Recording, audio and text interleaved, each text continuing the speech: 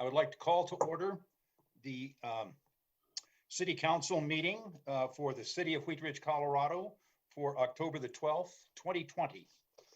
In just a moment, you will see the American flag on the screen. And when you do, if you would please stand as you are able and join me in the Pledge of Allegiance to the flag.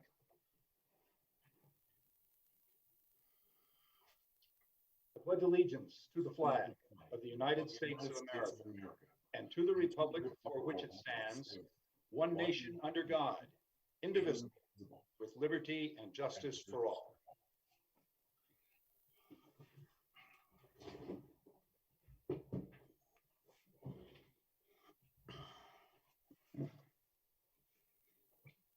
Thank you. Would the clerk please call the roll of the members?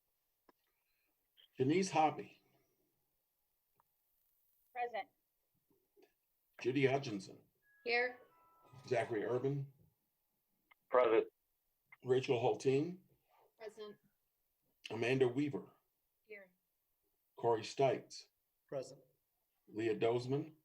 Here. Valerie Nosler-Beck. Present. Mr. Mayor, all members of the council are present. Thank you very much, and thank you for all joining us. We have three proclamations this evening, and our first one is a proclamation about Domestic Violence Month in October of 2020, and joining us tonight is Deb Bittner with the Family Tree. Ms. Bittner, thank you for joining us. Thank you, Mayor Starker and council members. It's really an honor to be here tonight. So yes, can you hear me? Yes, I can, and I tell you what, let me give you a little time to speak right after I read the declaration or the proclamation. Okay, I'm sorry. That's okay. This is a proclamation proclaiming Domestic Violence Month, October 2020, to designate the month of October 20 as Domestic Violence Awareness Month. Whereas domestic violence impacts countless Coloradans without regard to age, race, religion, or economic status, as victims suffer at the hands of a spouse or partner. And it affects their children, families, and entire communities. And whereas the City of Wheat Ridge is committed to the reduction of domestic violence and the health, safety, and welfare of its residents. And whereas the Wheat Ridge Police Department is committed to providing assistance to victims and witnesses of crime and other traumatic events through victim assistance partnerships and awareness-related efforts and events. And whereas Wheat Ridge joins the others across Colorado and the nation in supporting victims of domestic violence and shares the worthy goals of this month-long observance, and likewise supports the work of public and private entities that strive to provide the best coordinated response to domestic violence in communities across this state, sending a loud and clear message to abusers that domestic violence is not tolerated in the City of Wheat Ridge. Now, therefore, be it resolved that on behalf of the City Council and the people of the City of Wheat Ridge, I, Bud Starker, Mayor of Wheat Ridge, Colorado, by virtue of the authority vested in me, do hereby proclaim October 2020 as Domestic Violence Awareness Month in the City of Wheat Ridge. In witness thereof, on this 12th day of October 2020, Bud Starker, Mayor. Ms. Bittner, thank you again for joining us. Would you like to say a few comments on this? Yes, sir. Thank you for your patience. And again, thank you, Mayor and council members. So yeah, so for many of you who've been around for a number of years, you will know that Family Tree has been part of the Jefferson County community for well over 40 years now, and started as a partnership, a public-private partnership between Jefferson County and Family Tree to address the issues of runaway and homeless youth. And very soon, we realized the interconnectedness between child abuse, neglect, domestic violence, and homelessness. So those are the three pillars of the services that Family Tree provides in our community. And just a few of the statistics from last year, our domestic violence services served over 1,149 people through our 4 domestic violence service areas. Excitingly, we're also working in prevention, and 273 youth were provided information on healthy teen dating in the Jefferson County school districts. And we provided 8,398 nights of shelter at our Roots of Courage domestic violence shelter. Unfortunately, we had to turn away over 1,500 individuals.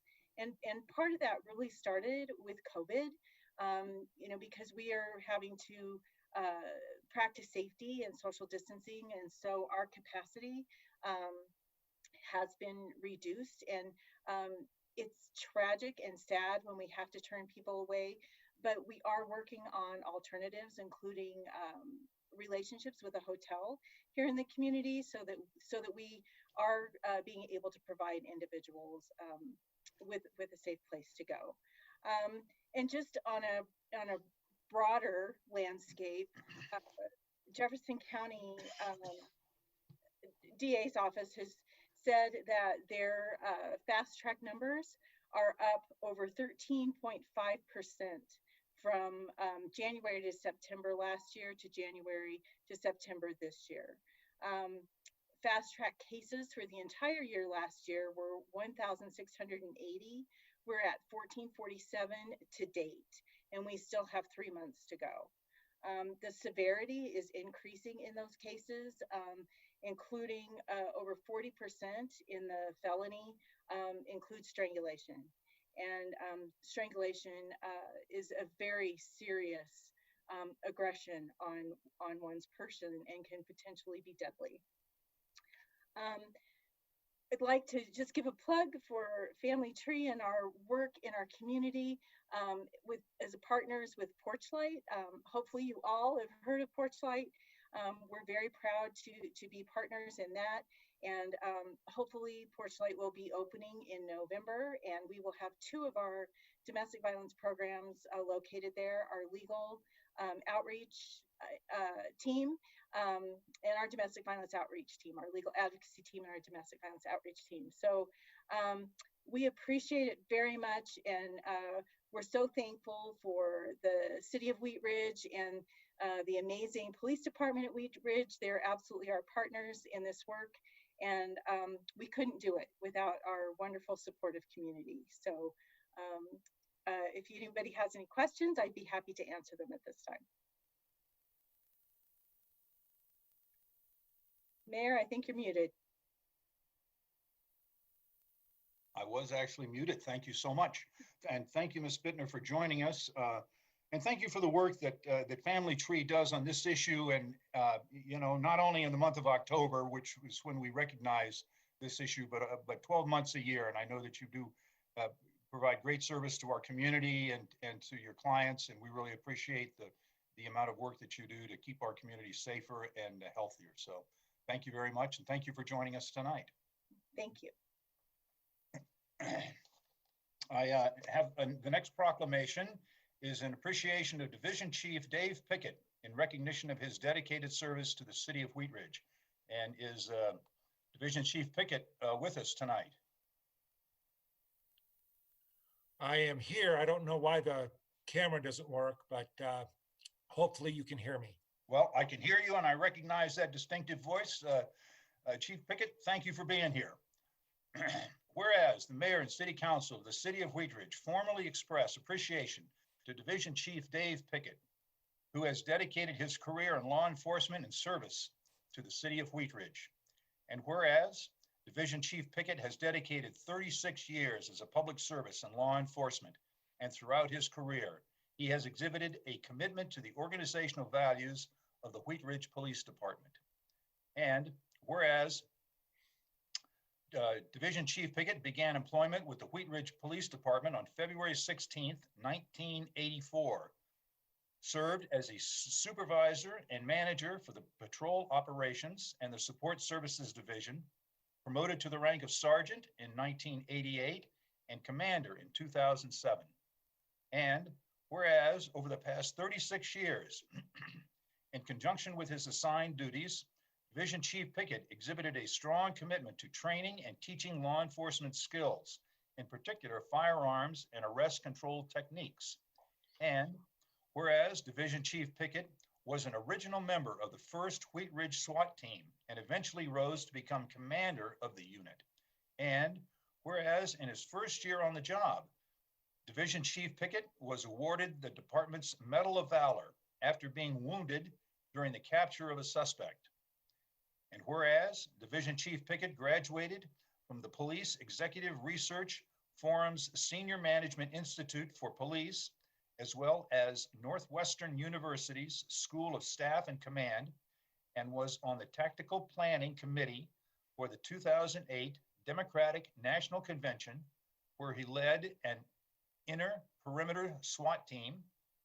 And whereas over the course of his law enforcement career, Division Chief Pickett's contributions are best described in the countless commendations he has received, including 2 Medals of Achievement, the Medal of Commendation, 4 Medals of Recognition, and the Medal of Valor. And whereas it is fitting, in conjunction with Division Chief Pickett's retirement, we formally recognize his many contributions to the Wheat Ridge Police Department and the city, and express to him our sincere gratitude for his years of service and outstanding contributions, keeping this community safe. Now therefore be it resolved. On behalf of the City Council and the people of the City of Wheat Ridge, I, Bud Starker, Mayor of the City of Wheat Ridge, Colorado, by virtue of the authority vested in me, do hereby proclaim appreciation to Division Chief Dave Pickett for his 36 years of service to the City of Wheat Ridge. In witness thereof, on this 12th day of October, Bud Starker, Mayor. Congratulations. I'll give you a hand for that, Mr. Pickett.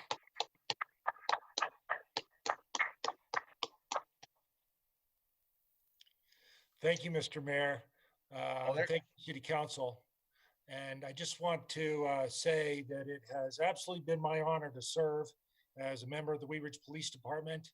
I've had the opportunity to get to do a lot of things in the last 36 years, and I certainly appreciate all the support that the city and the departmental leadership has provided me. And I also really appreciate the acceptance that the rank and file has shown in my attempts to lead over the years. And I just cannot imagine getting to work for a better city or a better police department.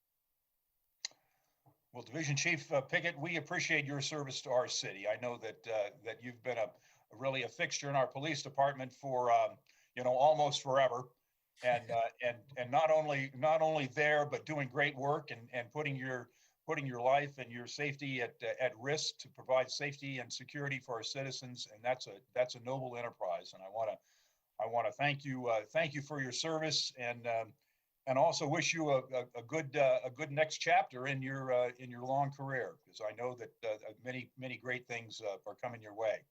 And I see Mr. Goff has his hand up. Mr. Goff. Yeah, thank you, Mr. Mayor. I'd also like to extend my thanks to Mr. Pickett. He, as you all know, he stepped in when Chief Brennan retired, and him and his partner, Commander Lawrence, kept us going through the transitions. So I really appreciate Dave stepping up and did a great job. I think he wanted to retire a few months early, but we begged him to stay around for a little bit. And when Chief Murtha came on, he also begged him to stick around for a few more months. So thank you for sticking around a few more months, Mr. Pickett. Thank you. All right. It's really been my pleasure. Well, thank you very much, Dave, and really congratulations. And we hope you'll come back and see us sometime. Don't be a stranger. I couldn't get stranger, and I won't be one. Okay, sounds good. Thanks so much. I have one more proclamation in appreciation of Patrick McDaniel in recognition of his dedicated service to the City of Wheat Ridge. And we have Mr. McDaniel on with us tonight. I don't see him there. Okay. Chief or division chiefs. I don't know if you know if he was able to make it. Yeah, I spoke to him earlier and he wasn't sure he was going to be able to make it tonight, and I don't see him on there. Okay, well, I'd like to go ahead and make this proclamation anyway. Whereas the mayor and city council of the city of Wheat Ridge formally express appreciation to Detective Patrick McDaniel, who has served the city of Wheat Ridge. And whereas Detective Patrick McDaniel has provided 14 years of professionalism as a public servant to the city of Wheat Ridge and has exhibited his commitment to the organizational values of the Wheat Ridge Police Department. And whereas Detective Patrick McDaniel began his employment with the Wheat Ridge Police Department on September 29th, 2006, worked in the Patrol Bureau for 9 years before becoming a detective assigned to the property team. And whereas over the past 14 years, in conjunction with his assigned duties, Detective Patrick McDaniel displayed his commitment to the community by participating in the Special Olympics of Colorado events, including the Polar Plunge and the Torch Run. And whereas over the course of his time serving in the Wheat Ridge Police Department, Detective McDaniel has received medals of commendation for life-saving efforts he provided, as well as for the exemplary manner in which he served as the lead investigator on a homicide investigation that resulted in the arrest of 4 suspects. And whereas it is fitting, in conjunction with Detective Patrick McDaniel's departure from the city of Wheat Ridge, we formally recognize his contributions to the police department and to the city, and express to him our sincere gratitude for his years of service and outstanding contribution to keep our communities safe. Now, therefore, be it resolved that on behalf of the City Council and the people of the city of Wheat Ridge, I, Bud Starker, Mayor of the city of Wheat Ridge, Colorado, by virtue of the authority vested in me, do hereby proclaim appreciation to Detective Patrick McDaniel for his 14 years of service to the city of Wheat Ridge. In witness thereof, on this 12th day of October, 2020, Bud Starker, Mayor. So congratulations to Detective Patrick McDaniel. We appreciate your service to our community, and thank you for your service and for keeping our community safe. So those are our proclamations tonight. And with that, we will go to approval of minutes.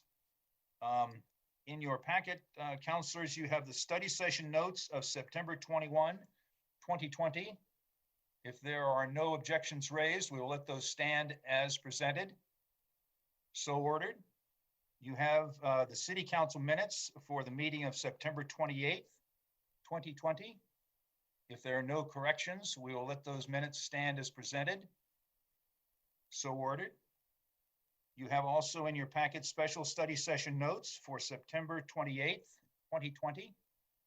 If there are no objections, we will let those stand as presented. And that's so ordered. And you have study session notes of October 5, 2020. If there are no corrections, we will let those stand as presented. And that is so ordered. If there are no objections, we will proceed with the agenda as presented. And that is so ordered. We are now at our citizens' right to speak. Citizens may speak on any matter not on the agenda for a maximum of 3 minutes under citizens' right to speak. There is no one in our council chambers speaking tonight, so we will take callers on that have raised their hands on the Zoom format. And after we finish with the Zoom format, we will ask if anyone on the telephone would like to speak under citizens' right to speak. You will have 3 minutes to speak after you, when you are recognized into the meeting. Please give your first name and your last name. If you would please spell your last name for the record and provide us with your address. And you will have 3 minutes to speak during this session. And our Mayor Pro Tem will be the timekeeper. So, Ms. Scheck, do we have speakers who have raised their hands in the Zoom format who would like to speak? Yes, Mayor, we have Michelle Cotton. Okay, Ms. Cotton, if you would like to unmute yourself and introduce yourself, and then please proceed. I just wanted to clarify out for a moment, and I wanted to discuss about item number 2. So should I wait, or is this time? Yes, if you would like to speak on an agenda item, if you would wait until that agenda item comes up in the meeting, and we will have public comment on each end of agenda item. Right now, we are talking about any item that is not on the agenda. Perfect, thank you. I'm going to lower my hand. Thank you. Ms. Scheck? You're on mute, Ms. Scheck. Darn it. Sorry about Okay. that, Mayor. I don't see anyone else with their hands up at this point. Okay, if you would like to speak under citizens' right to speak, you may raise your hand in the Zoom format. Or if you are not on Zoom and on another type of device, if you would speak up, we will recognize you.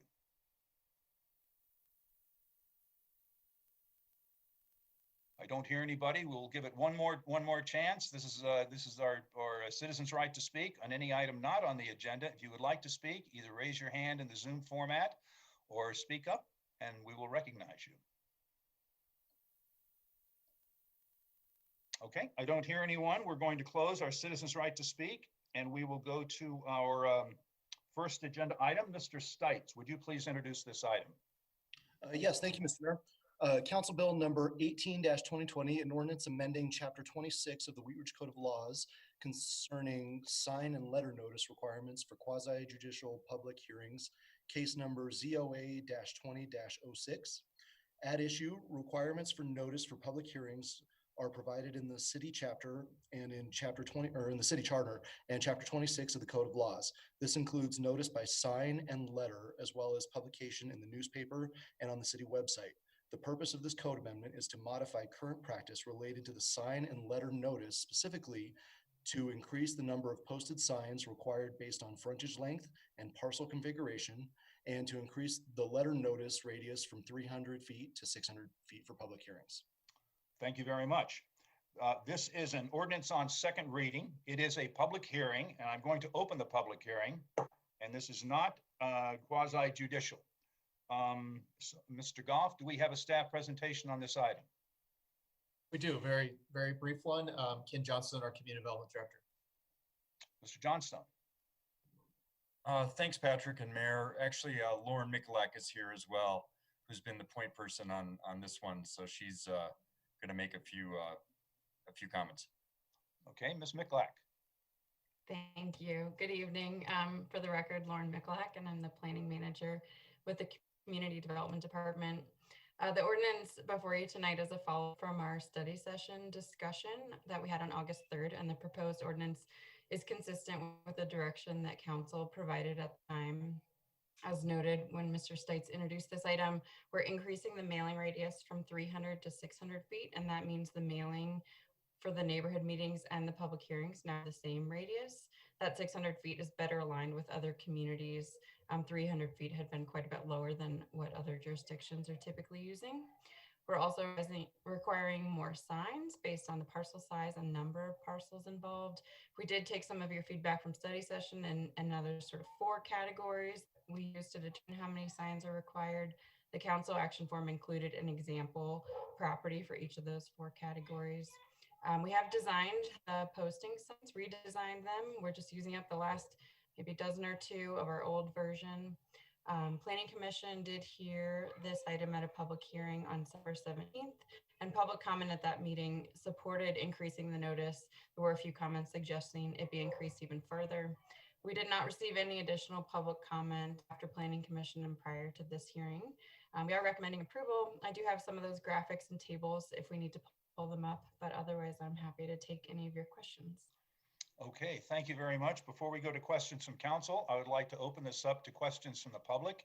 If anyone from the public who would like to comment on this, you may do so at this time. Either raise your hand in the Zoom format. We will do that first, and then we will go to people on the telephone. So if you would like to speak on this agenda item number 1, you may do so now. Raise your hand. Ms. Scheck, do we see anyone wishing to speak on this item? I don't see anyone with their hand up, Mayor. Okay. I'll go one more time. If you would like to speak on this item, please raise your hand in the Zoom format or unmute yourself and speak up, and we will recognize you. Okay, doesn't appear to be any public comment on this, so I would like to go to council for questions of staff on this item. Just raise your hand if you have a question. Okay, I don't see any questions on this one. Ms. Noslerbeck, that wasn't a hand for a question. Okay, thank you. All right, Mr. Stites, may I have a motion on this item? Yes, Mr. Mayor. I move to approve Council Bill number 18-2020, an ordinance amending Chapter 26 of the Wheat Ridge Code of Laws concerning sign and letter notice requirements for quasi-judicial public hearings on second reading, and then it take effect 15 days after final publication. Second. Second. Second. We have a second by Ms. Hoppy. Okay. Okay, and do we have discussion on the motion? Ms. Hoppy. I just would like to thank Council Member Stites for joining with me to bring this in front of council and for everybody to look at this. And we came up with, we had a good productive study session. We came up with some good direction, and thank you to staff for taking our discussion and consensus and putting it into a very nice ordinance. And I really appreciate that. I know that there are a lot of citizens that really wanted some changes to our notification process, and I think that we've really hit a good note with this. So thank you to everybody for your work. Okay, thank you. Additional questions or discussion on the motion? Mr. Stites. Thank you, Mr. Mayor. Just to echo Ms. Hoppy's sentiments there, I really appreciate staff and council for working so hard on this.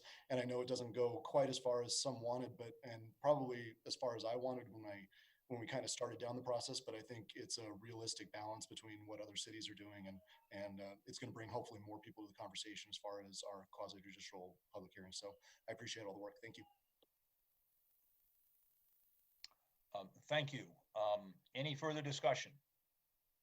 Okay, we'll go to a vote. All those in favor of the motion, would you please raise your hand in front of the screen, and will the clerk please count the votes?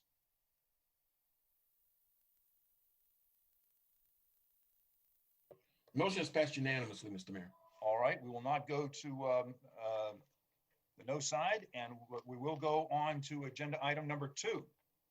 Ms. Weaver, would you please introduce this item? Will, thank you, Mr. Mayor. This is resolution number 49, 2020, a resolution approving a major subdivision plat on property zoned residential 1 or R1 and located at the northwest corner of West 2nd Avenue and Kipling Street. This is case number WS-20-01 / Hilltop Estates. The issue is that the applicant is requesting an approval of a major subdivision for property located at the northwest corner of 32nd Avenue and Kipling. It is 6.85 acres in size, and the purpose of this subdivision request is to establish lot lines, tracks, easements, and right-of-way dedication of a new public street for a 14-lot single-family home development permitted by the residential 1 or R1 zone district. Thank you. This is a resolution. It is a public hearing. I'm going to open the public hearing and go to Mr. Goff. Do we have a staff presentation on this item? We do. Thank you, Mr. Mayor. Scott Cutler, our planner too in our community development department. Mr. Cutler. Good evening, Mayor and City Council. I'm going to play 2 videos tonight. First will be the staff presentation, and then I'll switch over to the applicant presentation. Give me just a second.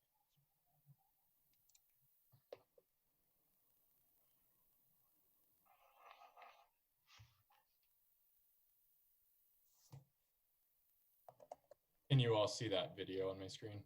Yes, we can. Okay, thanks.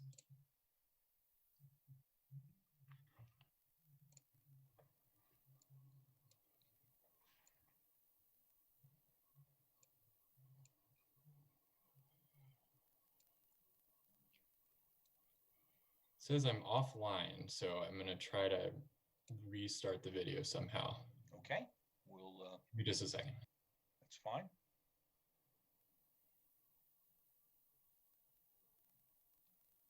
Hey everyone, can I give you a little trick that I learned today?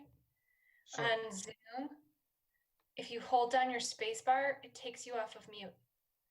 And then when you release it, you go back on mute. It's really Okay. great. I never would have picked that little trick up. We are good to go now. Lost the internet connection for just a second. Okay. That can happen. My name is Scott Cutler, and I'm a planner with the City of Wheat Ridge Community Development Department. We are here to hear case number WS 2001, which is a request for approval of a 14-lot major subdivision on property zone residential 1. I would like to enter into the public record the contents of the case file, the subdivision regulations, and this digital presentation. The properties within the City of Wheat Ridge. All appropriate notification and posting requirements have been met, and therefore City Council has jurisdiction to hear this case. This is a 2018 aerial photo of the site. Properties outlined in red. It's approximately 6.85 acres, and it consists of a couple of parcels under one ownership. It's located around the property at the hard corner of 32nd Avenue and Kipling Street. Rocky Mountain Ditch is the northern border, and the site is currently vacant, but it was recently used as grazing land. The surrounding area is primarily single-family homes, and Crown Hill Park is to the southeast. The subject site is zoned Residential 1, R1, as are all of the properties in the surrounding area. Further north and south in Kipling are more commercial areas, but this area is primarily low-density residential in character. The topography of the site is varied, making development challenging. The site slopes from the south to the north.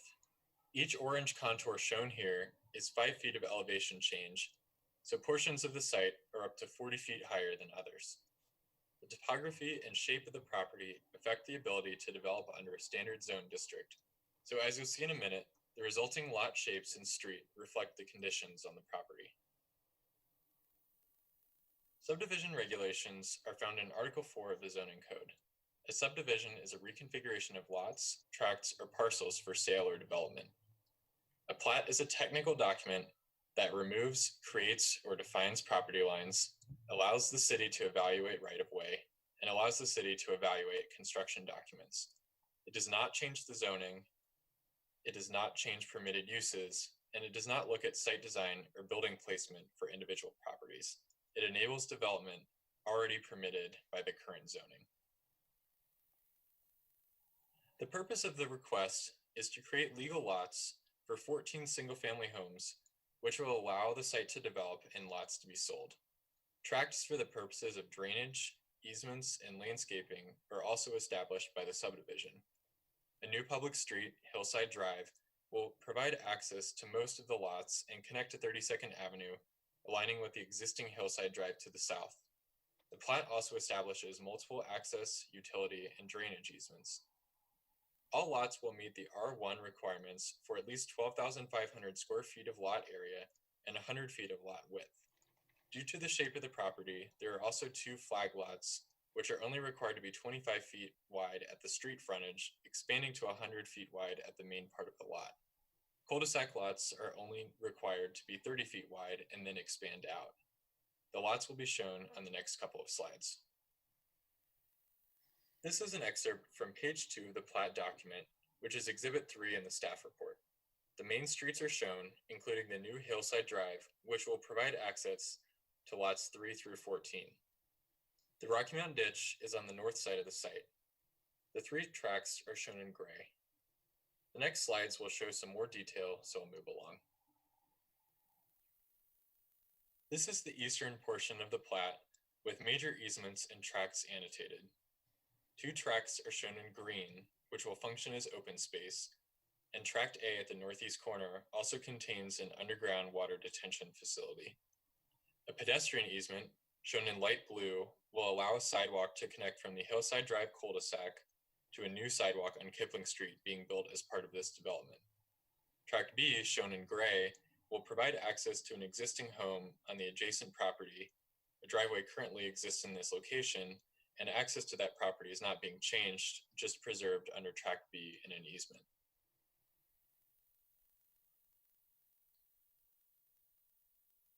This is the western portion of the plat. You can see the continuance of Hillside Drive to intersect with 32nd Avenue at the south. A large sanitation easement is along 32nd Avenue for the purposes of serving lots 1 and 2. Lots 1 and 2 in the southwest corner will gain access from 32nd Avenue, a condition which was approved by the engineering division. The Rocky Mountain Ditch, which I've said runs along the north side of the property, will be placed in a separate easement, allowing the ditch company access for maintenance. This is reflective of existing conditions on the north and south sides of the ditch. Since Wheat Ridge is not a full-service city, we sent the application on a referral to outside agencies, including fire, water, and sanitation, and completed an internal review. There are no remaining comments on this application, and both the Planning Division and Engineering Division have found the plat to be approvable. Construction documents, including paving, drainage, and grading plans, are under review by the Engineering Division, and a landscaping and streetscape plan are under review by the Planning Division, but are not part of this presentation nor review. Before the hearing, the property was posted for 15 days, and letters were sent to property owners within a 600-foot radius. Comments collected on Wheat Ridge Speaks will be reviewed by the city councilors and entered into the public record. On October 1st, 2020, Planning Commission recommended approval of this request. Ultimately, staff has concluded the request meets the subdivision regulations and all agencies can serve the property. It will allow the development of the site as permitted by the R1 zone district to proceed. For all of those reasons, staff recommends approval of the request. Thank you. Thank you, Mr. Cutler. Thanks. I'm going to share the applicant's presentation in just a second, but I wanted to point out a couple of things. We did receive about 4 public comments on the Wheat Ridge Speaks forum that were sent to everyone on City Council. And I just wanted to inform you that the Planning Commission voted to approve this 8-0. I neglected to have that in my presentation. So now I'll play the applicant's video. Give me just a second.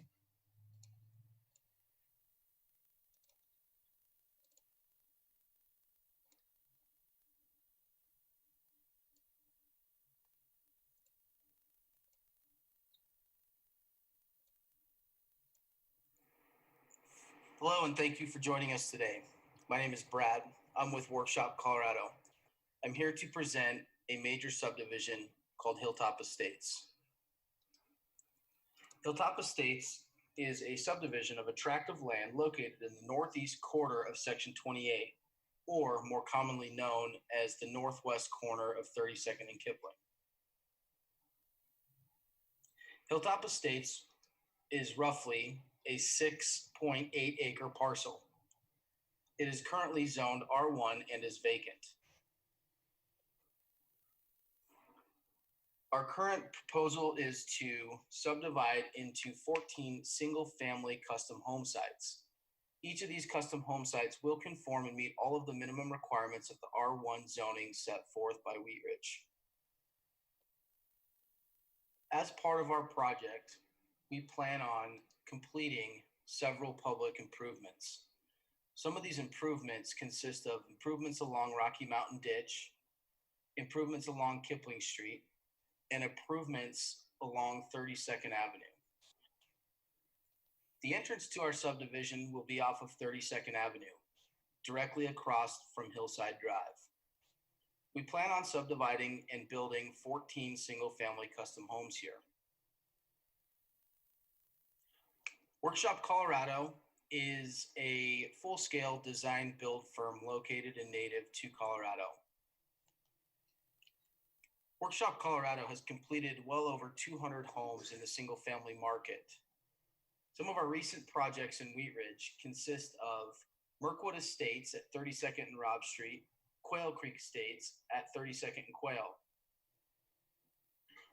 Our vision for Hilltop Estates is that the design and construction is timeless and permanent. Our architecture style will lend itself to a mid-century style in form, volume, and massing, with a fun workshop influence.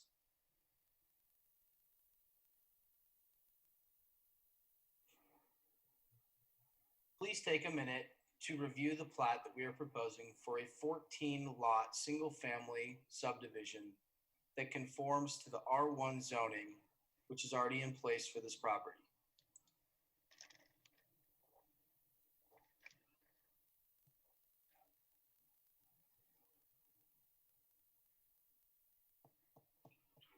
Thank you for taking the time to understand our project. We look forward to better assisting you with any questions that you may have in the future. Thanks again. That's all I have. Thank you. Okay, thank you very much, Mr. Cutler. Before we go to questions from council, I would like to open this discussion up to comments from the public.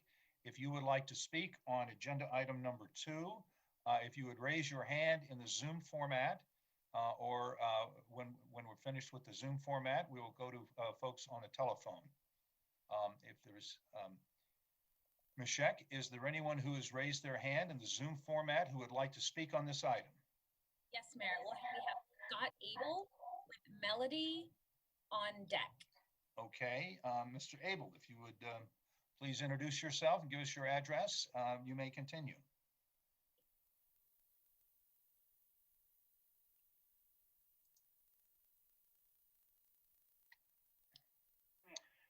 Mayor, can you hear me? Yes, sir, I can. Good evening, sir. My name is Scott Abel. My address is 10270 West 33rd Avenue. And Okay, there's please. go ahead, I'm sorry. No, please continue. Yes, I have several subjects to talk about this evening. One thing that I noticed, I sat over the weekend and observed traffic coming off of Kipling on 32nd westward. The traffic, one of the concerns I have about that is I do believe that city council planning needs to really consider de-escalation lane? Deceleration lane. Deceleration lane. There is a lot of traffic via vehicle and bicycle traffic. And I actually, while sitting there observed, I got to see a bicyclist got hit by a car this weekend in that general area. So there is a lot of traffic, and then there was another accident just on the intersection. So I think that's one consideration that the council really needs to look at. The other thing to look at is lot number 5. Lot number 5 is 11,005 and some change square foot. If you really look at that, that is not a buildable space. That sits about 30 feet above my property. And they are I just don't see how that could be a buildable space per code to meet the requirements of that. And the grade, and not a retention wall if they're gonna build right on the property line. Pending your question, sir, that's all I have. Okay, thank you very much, Mr. Abel. Ms. Scheck, do we have additional citizens wishing to speak on this item? Yes, Mayor. So we have Melody with Jesse on deck, Jesse Bryant on deck. Okay. Hi, good evening. Can you hear me? Yes, ma'am, I can. Okay, thank you. Good evening, City of Wheat Ridge, City Council. I'm Melody Mascarenhas. I'll spell my last name Mascarenaz. I live at 62 Hillside Drive, Wheat Ridge. My family has lived in this established residential neighborhood of Paramount Heights for almost 20 years, across the street from the planned subdivision. As you know, the development property is very unique in that it is a rare piece of property over 6 acres that's never been developed. It's located on the heavily used and crowded 32nd and Kipling Avenue. Also, it oversees the spectacular views of the Rocky Mountains and has some magnificent large trees. We were informed at the October 1st Planning Commission meeting that the new homeowners of this development are going to enjoy these views. But what about the existing homeowners who currently have these views? Also, will the developer keep any of the established trees? Also, what is the elevation that these lots will be graded to? I've asked these same questions previously of the Wheat Ridge City Planning Department, but the answers are vague at best. So they have told me the site is substantially lower than the neighborhoods to the south of 32nd, so the impact to views will be minimal. Dirt may be moved around to provide flat sites for home building, but the elevation of the overall site is not increasing. Some terracing will occur, and they are not sure if fill dirt is needed or not. but at the planning commission meeting, the developer mentioned several trucks of fill dirt a day for an extended period of time will be placed on the site. I've also been informed the overall site is not increasing height, but it is being redesigned somewhat to accommodate a roadway and building sites with more gradual slopes. Also, I'd like to address traffic, which has been mentioned previously before the Planning Commission in regards to concern over the high traffic. There are already impacts on this busy, dangerous 32nd and Kipling area. Currently, on a regular basis, I have to wait to enter my garage from cars that I'm dodging coming up the hill. That intersection has frequent backups even during non-pandemic times. I believe the safety would be improved by providing a decelerating turn lane going north into the development. This would minimize the interruption to the flow of traffic going westbound, and in addition, it would be helpful to avoid the impending bike riders who habitually ride down the hill at a high rate of speed. Even though the other developments on 32nd have a similar number of homes, I believe the grade of the hill here is different from the others and are further impacted by the fact of this location a short distance from the busy intersection of 32nd and Kipling. Construction. I'm imploring the developer to be a good neighbor during construction. Over the years, several young families have moved into the neighborhood with small children. Please ask the developer to watch speed limits, and in addition, ask the city of considering changing speed limits on 32nd and adjacent streets, possibly adding traffic calming devices on Hillside Drive. I spoke with homeowners across the street from the current development on Quail Street the developers has built or is in the process of building, and was informed that the construction crews have blocked driveways with worker vehicles. Our neighborhood is very concerned that this development is going to be the source of long-term and disagreeable disruption to the neighborhood. We ask the developer to do their best to be a considerate neighbor. Thank you for affording me the opportunity to comment. Melody Mascarenas and the Mascarenas family. Thank you. Thank you very much for your comments tonight. I'm sorry. Mr. Mayor? Yes? Mr. Mayor, if I could just interrupt briefly for a procedural matter, I don't believe the public hearing got formally opened here, did it? I thought that I did. Just to, in an excess of caution, if you. I will open the public hearing again. How's that? That's great. And if you could confirm, just for the record, that the presentations by Mr. Cutler and by the applicant are part of the record, and make the statement regarding persons choosing to testify are considered to have sworn to tell the truth as they know it. Well, now with regard to that, okay. Let me say that we have opened the public hearing. I believe that I was in error and did not swear in the people who were going to speak tonight, so I will do that. If you intend to speak tonight, then the comments and you will speak and tell the truth as you understand it in this hearing. I would like to acknowledge that Mr. Cutler has provided the staff presentation on this, and that the client has had a video presentation. And to date, or to time, we have had 2 public speakers on this item. Did I cover all of the issues? Yes, you did. Thank you so much. Thank you very much, Mr. Dahl. Okay, Ms. Scheck, do we have any other speakers who would like to speak on this item? We do, Mayor. We have Jesse Bryant with Michelle Cotton on deck. Okay, Mr. Bryant, if you would like to go ahead, give us your name and address. Hello, can you hear me? Yes, I can.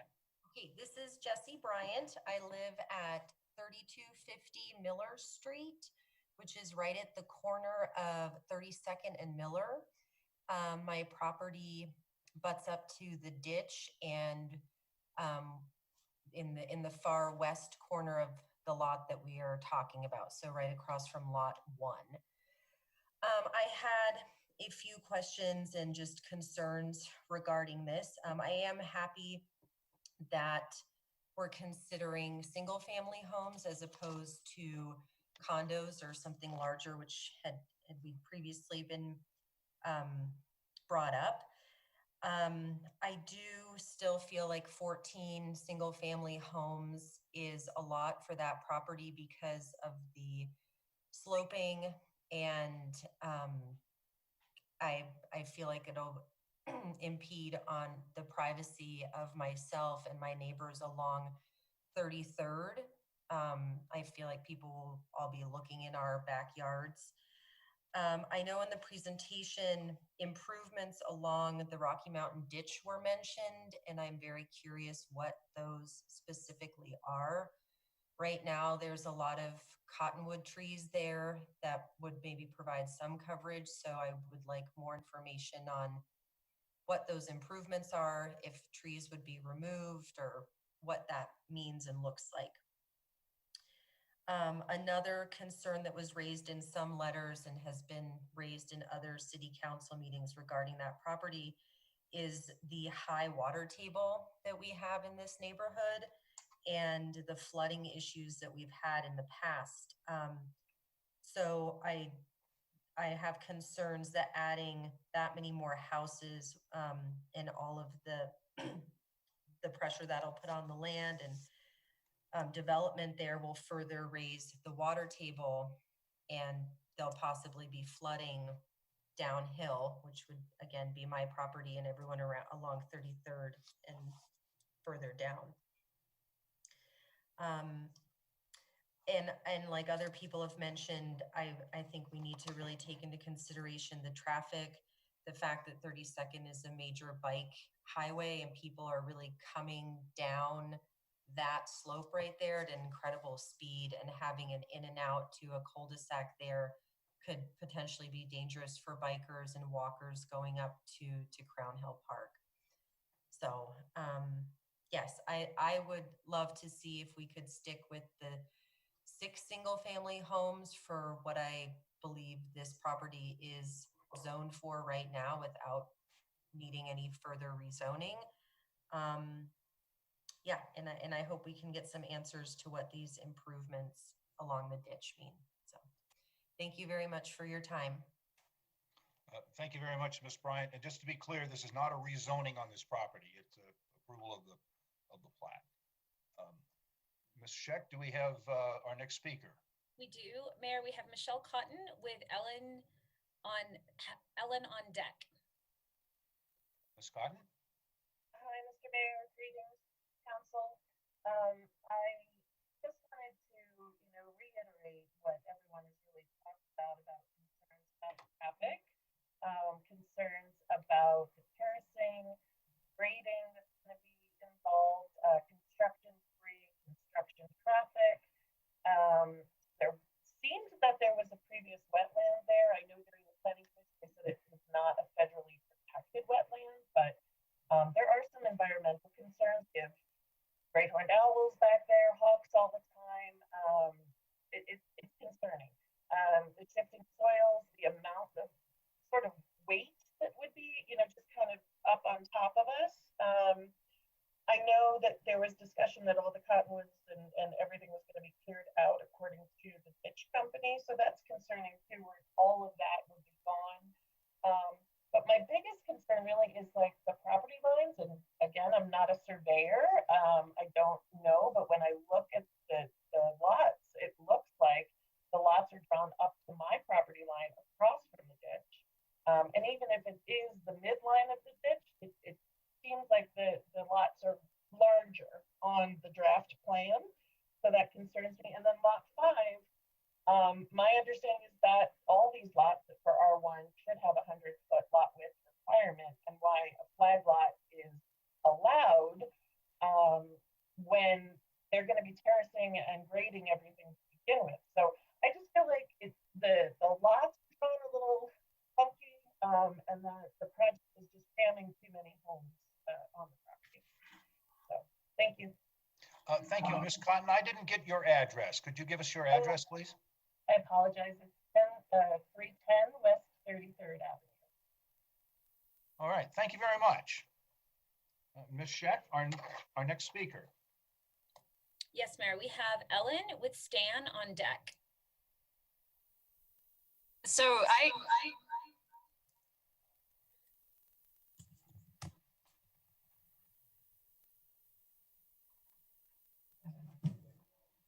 I apologize. I believe that my daughter's online kindergarten account is recognized as Ellen, but I am actually her mother, and our entire family lives at 10315 West 33rd Avenue, the north west corner of Kipling and 32nd. My name is Megan, Meghan, last name same as Ellen's, Schleicher, Schleicher. And I apologize. It's been difficult with a pandemic going on, trying to manage full-time jobs and children at home nonstop. Participation in this discussion has not been at what I would normally try to do. So my comment today on Wheat Ridge Speaks was late, and my ability to participate in the Planning Commission meeting was not possible, but I just want to make sure you hear my voice as a current resident of Wheat Ridge and make sure that we really address what this plan is asking for you all to approve this evening. The plat itself and the lines where the properties will be determined is really a big factor for all of us who currently live in the area, and it's a concern. I want to reiterate the traffic safety risk factors at the corner of 32nd and Kipling. They're increased and not improved with this plan. Living here means I've seen accidents, but I've also seen incredible numbers of near misses between cars and pedestrians, as well as a previous speaker mentioned, bikers. This development does not improve sightlines, pedestrian safety. Really, the sidewalks that have been proposed don't remove the concerns there, and they don't reduce the traffic volume at this corner, which is really one of the major problems. If the development must occur, then the safety must be addressed at the exact same time. We don't want to increase the safety risk or extend the disruption for current residents with multiple projects at different times to try and remedy this issue. Additionally, living on a significant hill means that erosion is inevitable. I don't care what kind of drainage solutions that they've proposed are going to be in place, it's going to be a problem. Less land and less plants to absorb the water means that there will be a disruption throughout the construction. And then once the new homes are in place, it's impossible to prevent any drainage issues from arising. And no matter what the diversion plans are, the older homes just north of this development will experience issues with their soil and the structural integrity of their homes. I really suggest that there needs to be a security fund for resolution of these problems, because it shouldn't be the burden of the current residents to solve the developers' issues with this. The number of lots on this oddly shaped property is another item. It's very concerning. Wheat Ridge has a financial penalty for not including any park space, but compared to the value of these new homes, the financial penalty is really negligible and does not serve as a deterrent to overdevelopment. Wheat Ridge residents have consistently expressed a desire to retain the agricultural and non-urban aesthetic. The number of proposed homes does not meet this desire. Additionally, neighbors with yards bordering this property will have new large towering homes with views into the older and smaller homes to the north, and will create an invasion of privacy without a better solution for a berm wall or trees or something. And so we need to address that in advance of this particular proposal being approved. The property map itself shows that the new homes will have the ditch included in their property. As this has been explained to me, it's due to the shape of the proposed lots. The shape should not be a factor for the developer, or it should be a factor for the developer, but it shouldn't provide the newly developed property greater privilege over the ditch and the use of that ditch than the current residents have. Finally, my last suggestion is that this really become, I know it's R1 and I welcome development that's been handled appropriately, all these things in terms of safety and other issues. The only solution I really see is a park. I'd suggest, from the pandemic being in place and everyone mentioning that they don't have ways to get their dogs out to exercise, that we consider at some point that this be a dog park instead of planned residences. It'd be great for the current residents of Wheat Ridge to not only maintain this kind of natural environment at this particular corner, but it would also help those who currently live near and around it. And it would help all of the residents to have some type of park use, but especially some place for dog exercise, which to my knowledge, I haven't seen in Wheat Ridge exist. So that's my best suggestion. I appreciate your time. I know this isn't an easy task, and we really do commend all of the city council members for their hard work. Thank you. Thank you very much, Ms. Fleischer. Ms. Scheck, our next speaker.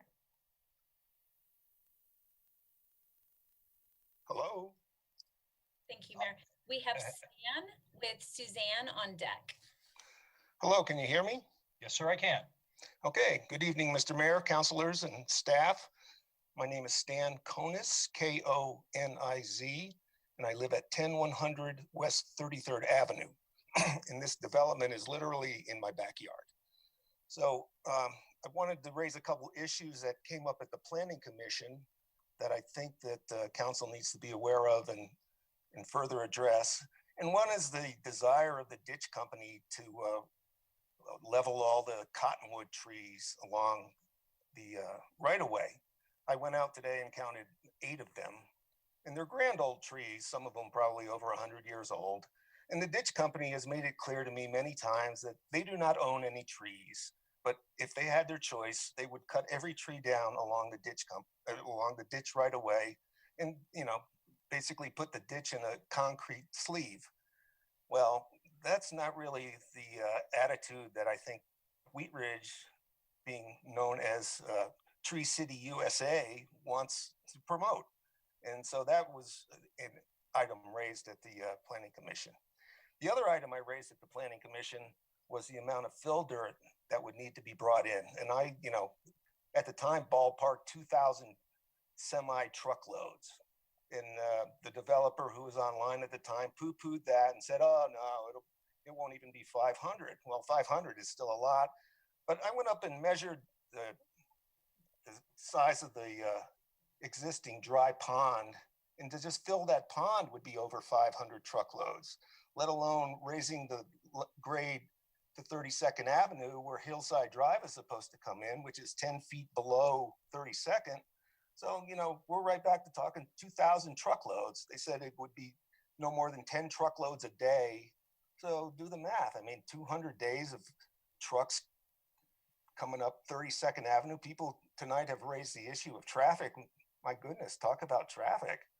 So those are the 2 issues that I would like to raise. And as a third issue, Megan just mentioned turning it into a dog park. Well, it has been turned into a dog park because there's no gate and it's not posted. So I see a number of people back there exercising their dogs off leash.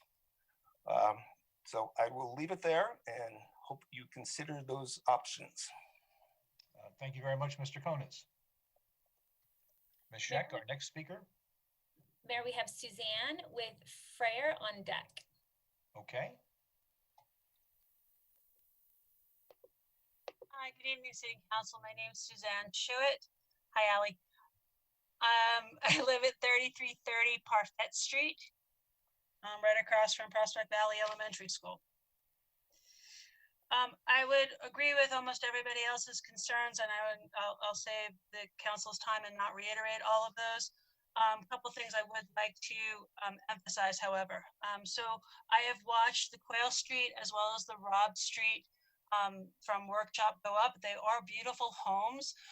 We have had the conversation numerous times about the drainage that comes from there. Mr. Cutler even said we are not a full service organization. Here's my concern. And I brought this up when they were talking about redeveloping this parcel for a whole bunch of townhomes. We are piecemealing the wetlands across Wheat Ridge.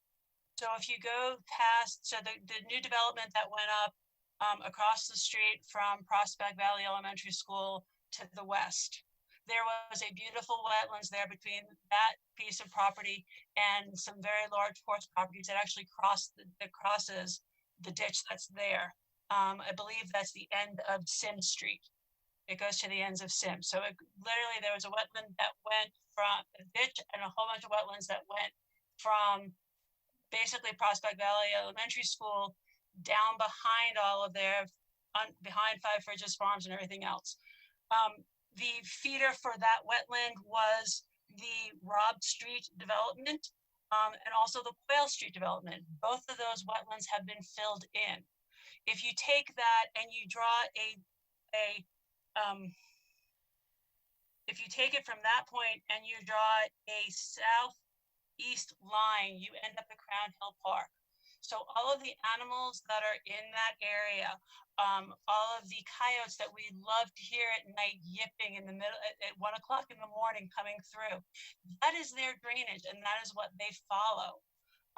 There's a number of animals that go up and through the bird sanctuary. So you're talking about all of these, and again, they may not be protected, but we're wiping them out. And because we're doing this piecemeal and we're only looking at it development by development rather than taking the big picture, we're slowly removing all of the beauty of the wetlands that we enjoy here in Wheat Ridge. Because we are not full service, I don't know how much Jeffco pays attention to it. It's not an Army Corps of Engineers protected wetland, but you have the whole wetland that is on the corner of 35th and Parfait. That is part of Tom Abbott's property. And that's pretty, and that's been subdivided, but that area has been preserved.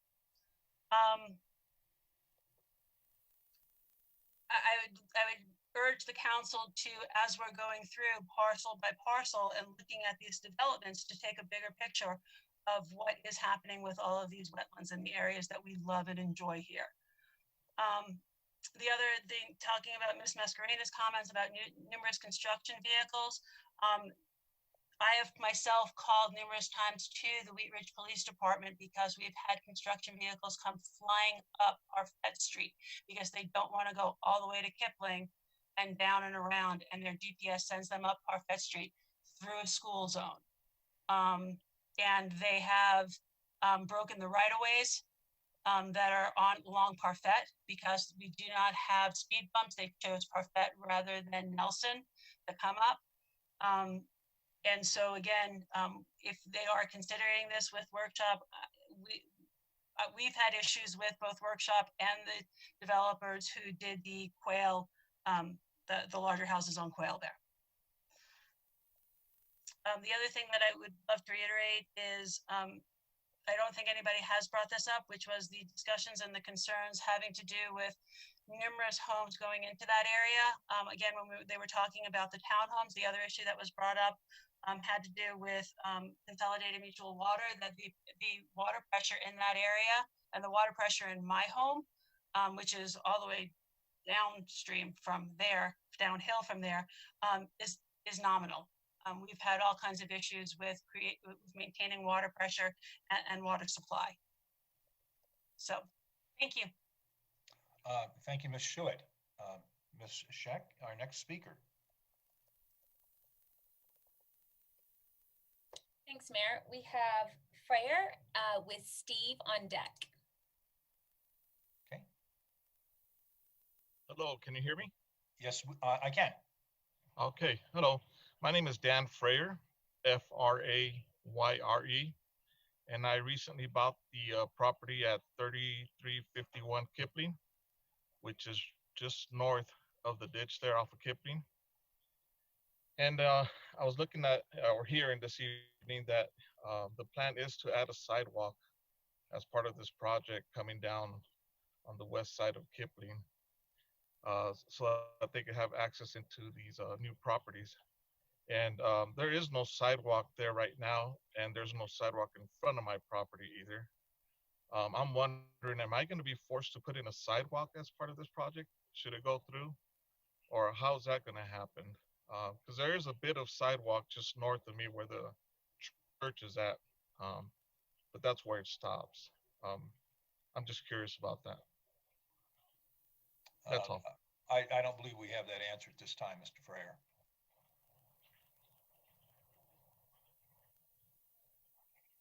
All right, that's a concern I have, right? Am I going to be forced to put in a sidewalk in front of my house and a driveway? We'll see if staff can answer that when we get back to responding to the Council Thank you. questions? Yes, sir. Thank you very much. Ms. Scheck? Thank you, Mayor. We have Steve with Sirma on deck.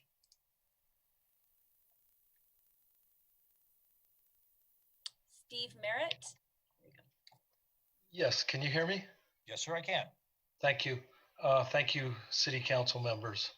Our address is 10395 West 33rd Avenue.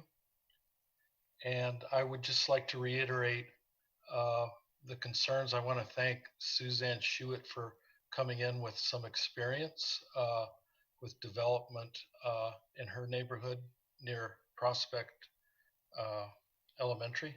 That really helps us and gives us a good synopsis of where we're moving as a city, and Stan Konis mentioning our brand as Tree City USA. And we would like more input and clarification on the loss of the trees along the Rocky Mountain Ditch. And yes, where we're moving as a city, some kind of vision for what we're doing to keep our uniqueness intact. We do have still some open spaces. They're being lost very quickly, and I know that is pressure on the city council members to look at this from a long-term viewpoint, but the trees along the ditch and anything we can do to keep open space while still allowing property owners to develop their land, and of course safety. And just as Melody Mascarenas brought up, the speed of 32nd, that needs to be addressed. And we had a neighbor down the street on 33rd Avenue hit a promising bicycle racer. I'm sure he ended his career, and it's just the clearance. He was turning down Miller Street to go to 33rd Avenue. The bicyclist was coming down 32nd Avenue, and he said he didn't even see the bicyclist, and they do move at speed down that street. So there's going to have to be some remediation done there, and then just more clarification on this ditch and what Stan Konis said. Of course, the ditch people are going to want to remove those trees. They always have, and it results in more water, but it also potentially degrades our situation in our neighborhood here.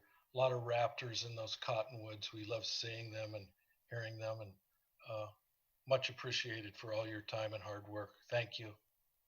Thank you, Mr. Merritt. Ms. Scheck? We have Sirma, and then Mayor, we have no other hands up, but we do have a caller. Okay.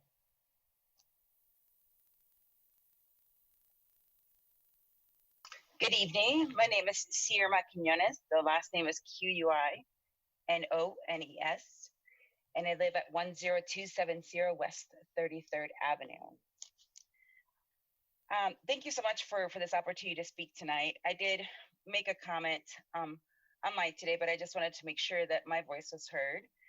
And I wanted to express that after the Planning Commission meeting several weeks back, many of us were left with a lot of concerns regarding the construction plans. One of the concerns that I do have is that there is no plan for retention wall or brick wall on the north side of the lots. The area is it's like notorious for erosion, and not having a wall there adds a potential for additional mitigation to take place in the ditch. So a retention wall can provide protection to the ditch, in addition to provide noise reduction for those of us residents who are on the north side of the ditch easement. Everybody's talked about the cottonwoods tonight, so I will cut this one short. The whole comment of the cottonwoods being cut down really was a little bit surprising, because that has nothing to do with the construction of the lot above it. It's an easement, and it's behind the area that's supposed to be developed, or north of it. And most of us actually own that land. So I'm a little curious as to why is it that with this easement, we're wanting to get rid of the cottonwoods. from what I can tell, there's more negative impacts than there are positive impacts. There's the disturbing of the wildlife refuge. That's an area, as Steve mentioned. There's raptors, we have coyotes, we have foxes, we have all kinds of wildlife in the area. It actually removes the privacy from those of us on 33rd Avenue, and it increases the risk of water damage to the homes on the north side. We have all retrofitted our properties with French drains in order to have the current flow of water that has been historically in the ditch. We've mitigated for that. So removing those cottonwoods would definitely affect us in the future, because we don't have these cottonwoods that are supposed to take up so much water at that time. I'm just a little curious as to what is it we're planning on doing. The only positive aspect of that I see is that the developer and the new property owners are going to have a great view. So I'm just trying to see where the impact to the investment is going to be taking place from here.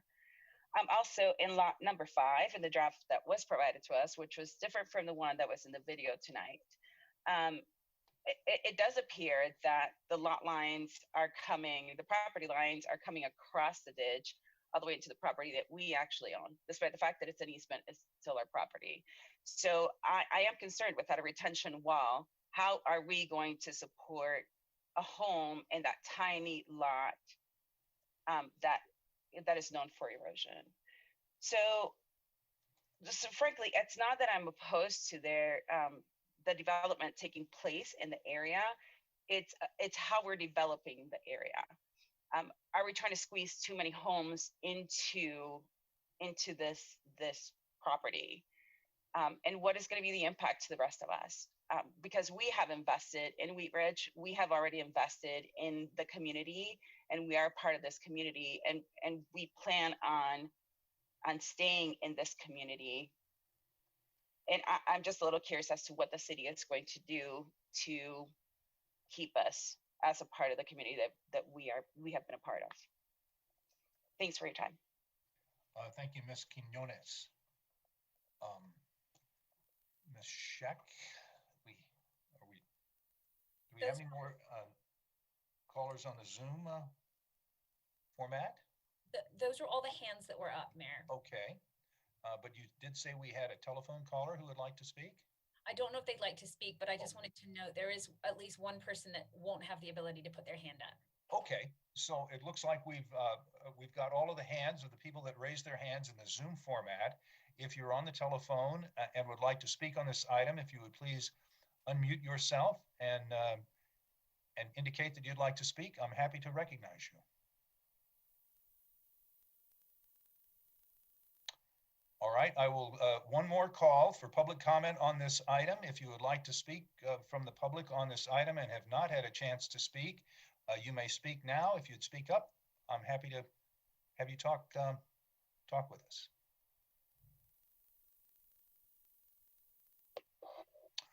Okay, I don't hear any more comments from the public, so we will close our public comment on this item, and we will go to questions from council of the staff or the applicant. Ms. Hoppy. Mr. Mayor, quickly. Oh, yes, sir, Mr. Goff. Looks like the caller unmuted themselves. Okay. Do we have someone from the public who would like to speak on this item, who has not spoken? Nope, they muted themselves again, sorry. Okay, that's okay. Thank you for checking with me, and we will go now to Ms. Hoppy. Thank you, Mr. Mayor. I have quite a few questions, so I'll just ask two and then give other people opportunities. But this is a subdivision.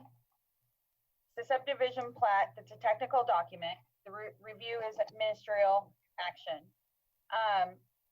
So when the plat complies with the requirements, can staff maybe just give us a real quick subdivision technical document and it complies with requirements versus rezoning, because we're not rezoning this property. So the number of units that are in it are a use by right number of units. So can staff just kind of go go through just real quick, the two differences between those two things, please. Yeah, thanks for the question, Ms. Hoppy. A subdivision plat is considered a ministerial review, which means that it's as you note, largely a technical review. So from a platting standpoint, we're looking mostly at the adequacy of the lots in terms of, at a baseline, meeting the minimum lot size requirements, meeting the minimum lot width requirements.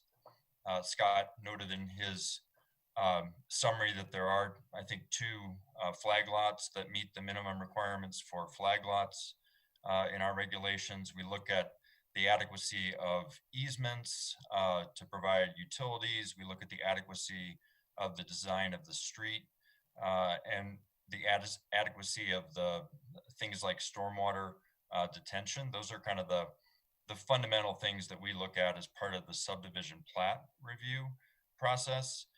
We do take a hard look, in addition to just meeting the minimum lot size requirements, at making sure that the lots will be developable, both in terms of grade and both in terms of kind of buildable area, because there are some irregular lots in this subdivision, as has been noted, and we'd certainly fully acknowledge. And I know Scott and the team have been taking a hard look at that as part of this process. We're just in the early stages of taking the next step, which would be to review the civil engineering documents to make sure that some of the various, important issues that have been raised by some of the commenters from the public regarding erosion and drainage and developability and the need for retaining walls, all those things will continue to be evaluated as part of the ongoing review of the civil engineering documents as well. So certainly duly note those comments, and I think we can continue to work through those as well. So that's kind of where we are at in terms of our review. We have taken a hard look, as I said, at the kind of developability of these lots, because it's a challenging site, as noted by Scott, as much as 40 feet of grade transition across the site.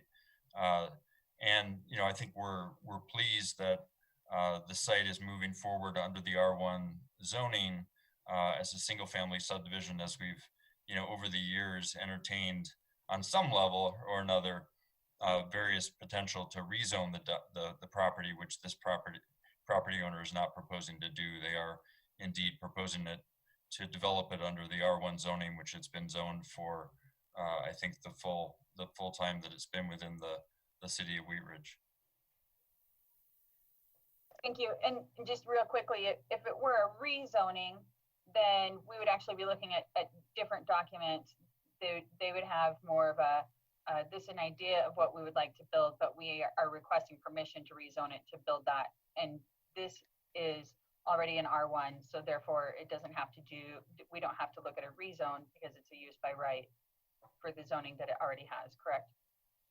Correct. If it were a rezone, we'd be taking a harder look at, individualized look at grading for individual lots and, potentially looking at, architecture in more detail if they were looking at a planned residential rezoning by way of example.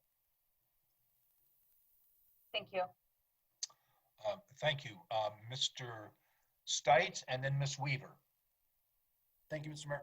I also have a few questions, but I'm not sure if now would be the right time to ask them then. So will this be coming back before council at all before it's built out, or is this just today we vote to plat it and then it kind of moves forward administratively from here?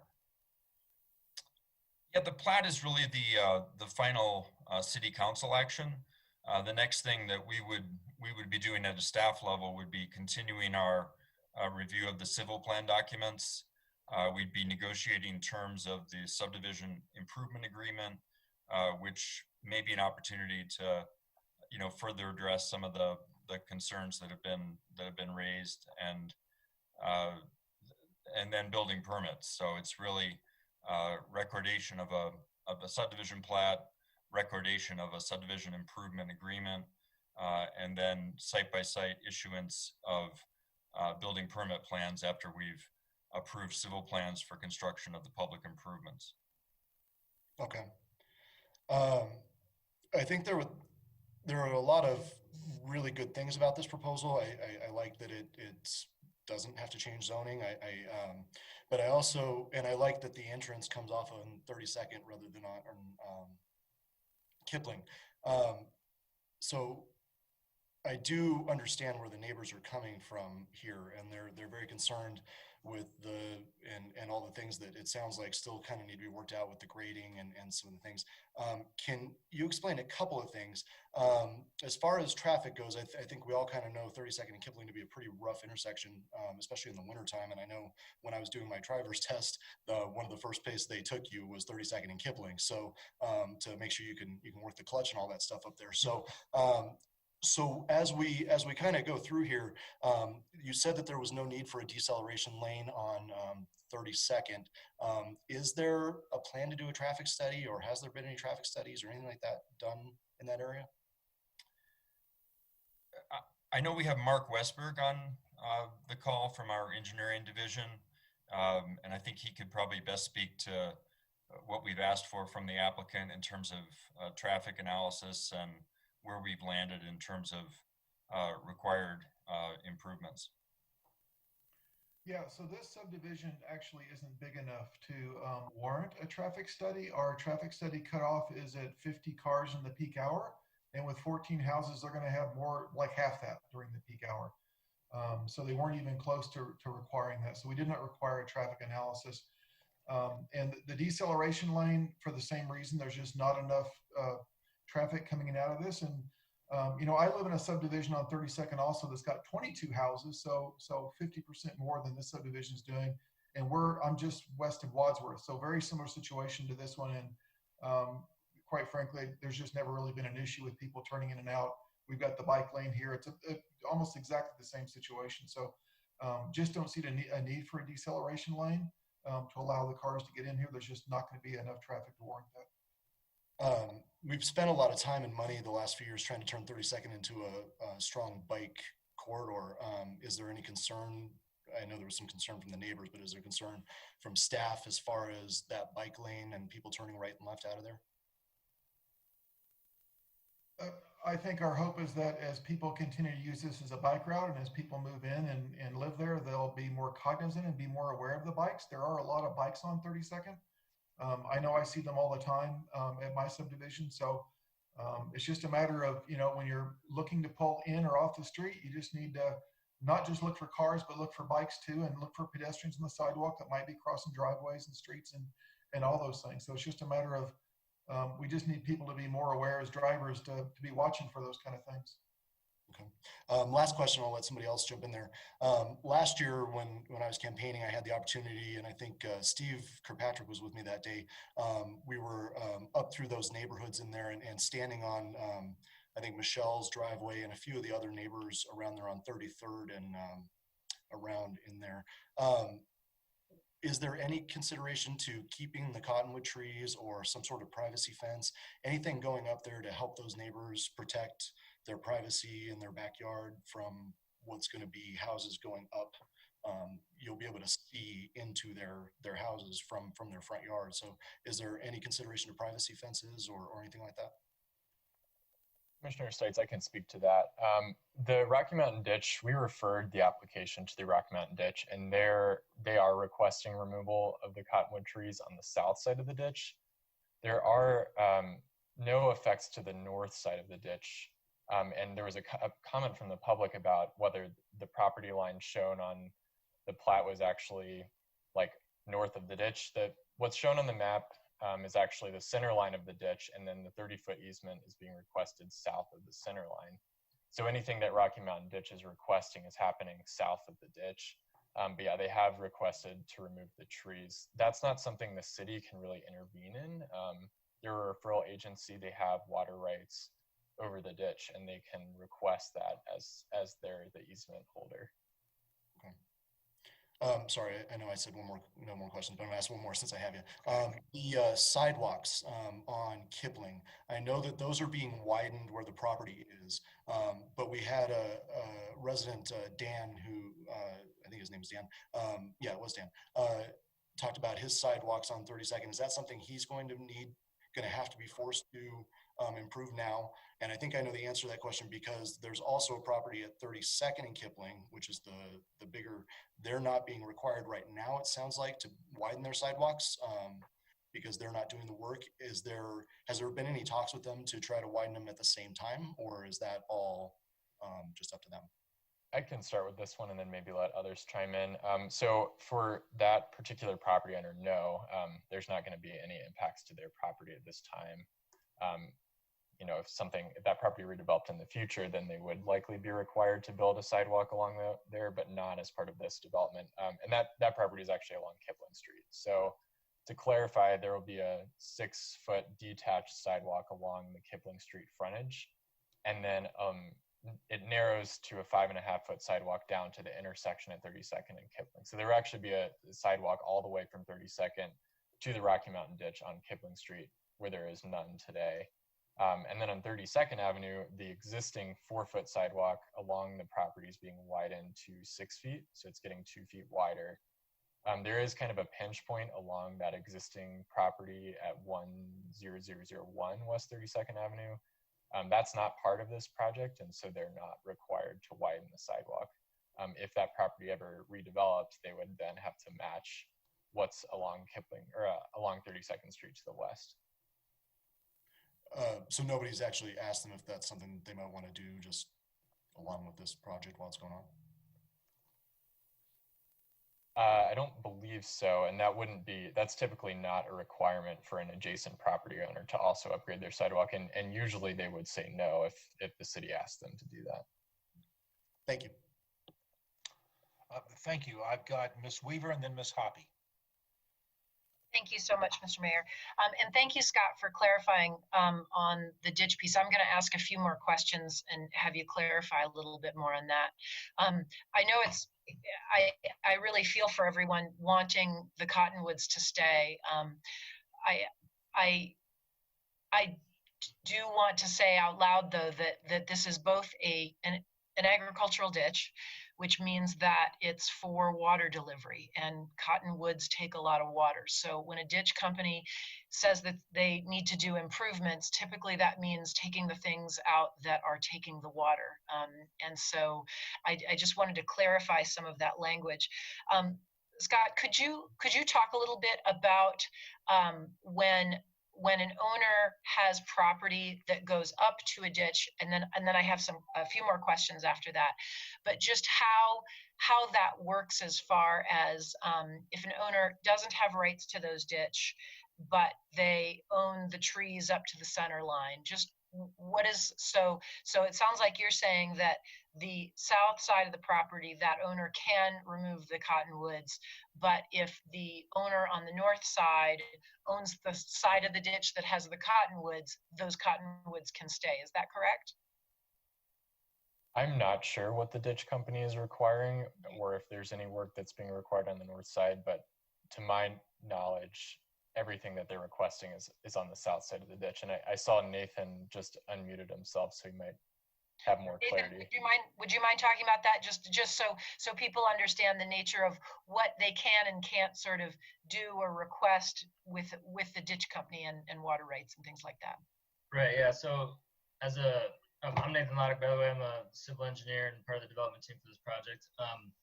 So as a part of this approval process, we had to refer out to the ditch company, as Scott mentioned, and just like any other agency, they had to basically give an okay, say, hey, if you do this, this, and this, we're going to okay your proposal for development. So what the ditch wanted us to do is on the south side of the ditch, so from the center line to the south, only affecting our property, was to grade back the slope that is exceeding their slope requirements in many locations back to a 3-to-1 slope, and to remove the cottonwood trees that, like you said, they do take up a lot of water, I think up to 1,000 gallons a day.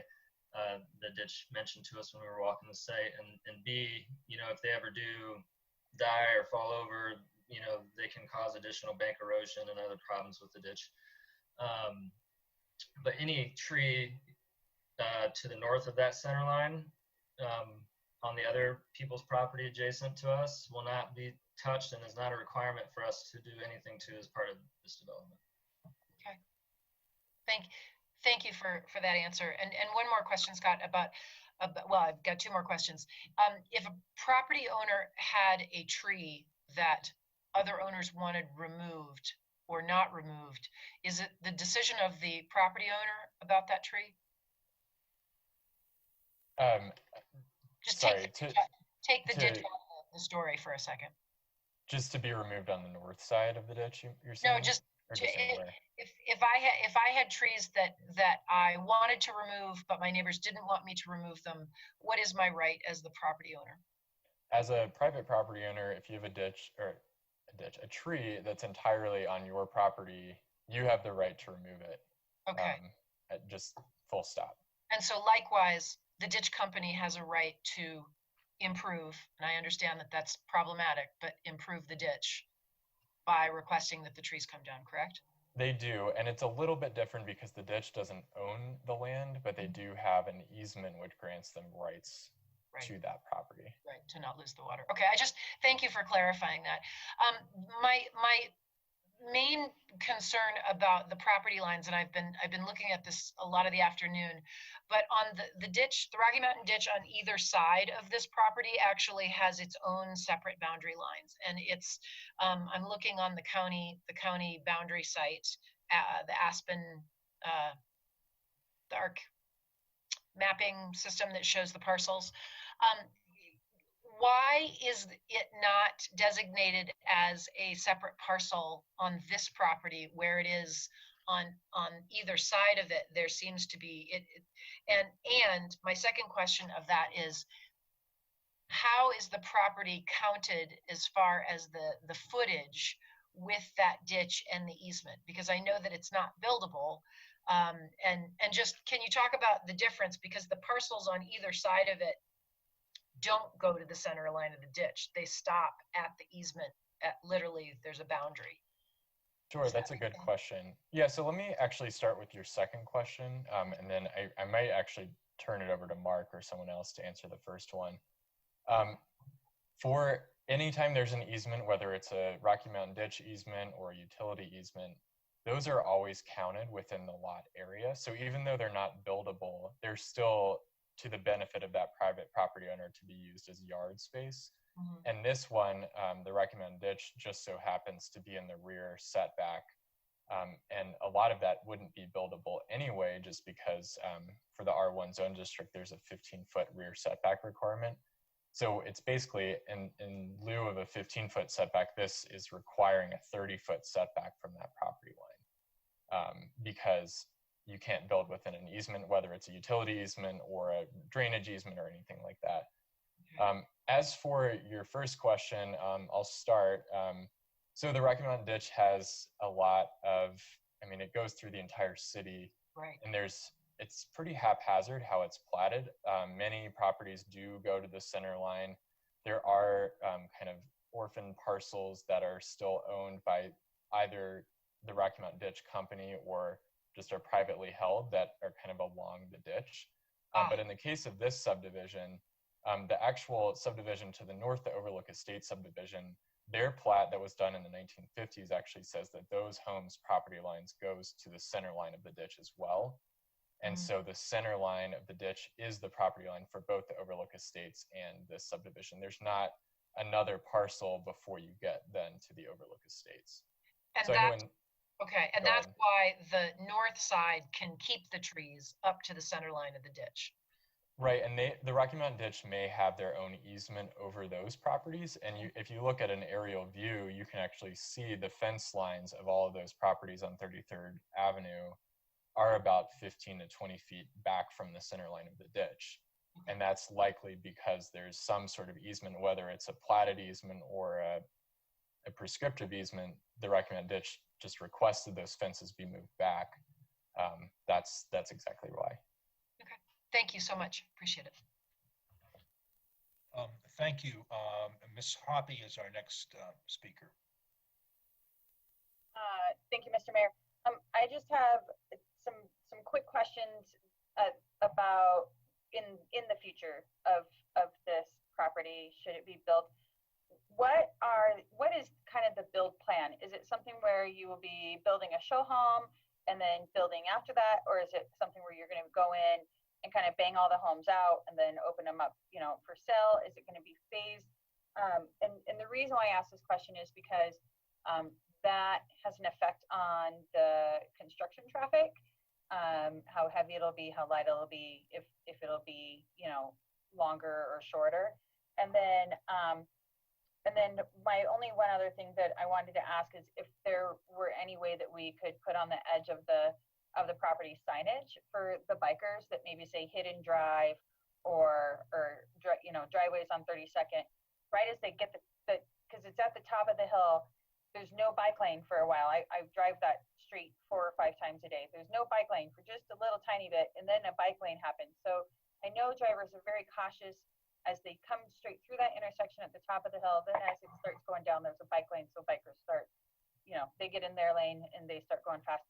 So if there was some sort of signage that could say, you know, bikers watch out for driveways on 32nd, or there's a hidden driver or something like that. So those are my last 2 questions. Thank you.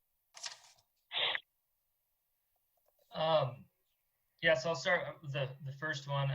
There is kind of a phased development plan. We don't know exactly the amount that'll go at a time, but we do know that the development will start at lots 1 and 2 because they have the least amount of improvements that need to be made since they're going to be accessed off of 32nd Avenue.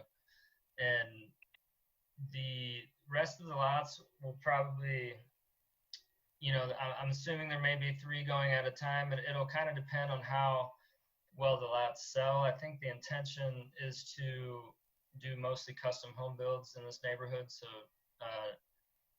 not a lot of spec development or plans just to do them all at once and have them all at sale at once. Each one of these houses is going to be unique to the lot it's on, given the unique shape and terrain of each individual lot. And so that'll take a lot of effort, you know, in architectural design and going back into Wheat Ridge and making sure everything meets their code requirements. And I know a lot of people brought up construction traffic and the development to the west. The site's quite a bit larger, and it's, you know, infill development in its nature doesn't provide a lot of space around it to work in. So there are a lot of cars that are parked on the streets and may at times during deliveries and other things be blocking driveways. You know, a lot of this development is going to be taking place internal to the site. A lot of truck traffic will, you know, turn off the road, be internal to the site, be plenty of spacing for parking on there. And then during construction of the homes, I'm sure a lot of the contractors will be parking on Hillside Drive, which wouldn't affect, you know, any of the surrounding neighborhoods. So hopefully that's a lot less of an issue here. And then, you know, we'd be happy to place any signing that the city would think would be helpful to, you know, help with the safety of pedestrians and bicyclists. I would note that with the connection of the sidewalk from Kipling to the cul-de-sac, that a lot of pedestrians and bicyclists will have the opportunity to avoid that intersection entirely and cut through the sidewalks and the street of the site and then pop back out on 32nd. And so hopefully that would reduce a lot of, you know, incidents on that hard corner of 32nd and Kipling as well. Thank you. Thank you. Additional questions from council? Mr. Urban. Thank you, Mr. Mayor. As far as the cul-de-sac itself, what is the total length from the center line of 32nd Avenue to the center of the bulb? It is right around 750 feet, but just less than the maximum length allowed per the code for the length of a cul-de-sac street. So the total square footage of Hillside Drive indicates it's like 43,141 feet, and the right-of-way over Hillside Drive is 53 feet. That would come to about 813 in length, and then if you take off the 48-foot radius, that would be at 765, not including the length from the edge of Hillside Drive to the center line of 32nd Avenue. So it seems like it's rather close. It seems like it's almost over that requirement. Do we have an exact number? I can find it for you right now. 1 second. I think the area is a little bit over because they don't consider the area after the center line of the bulb. It doesn't go to the end of the flow line of the bulb. The length requirement stops right there at the center of the bulb. So you'd have all that additional area on the other side.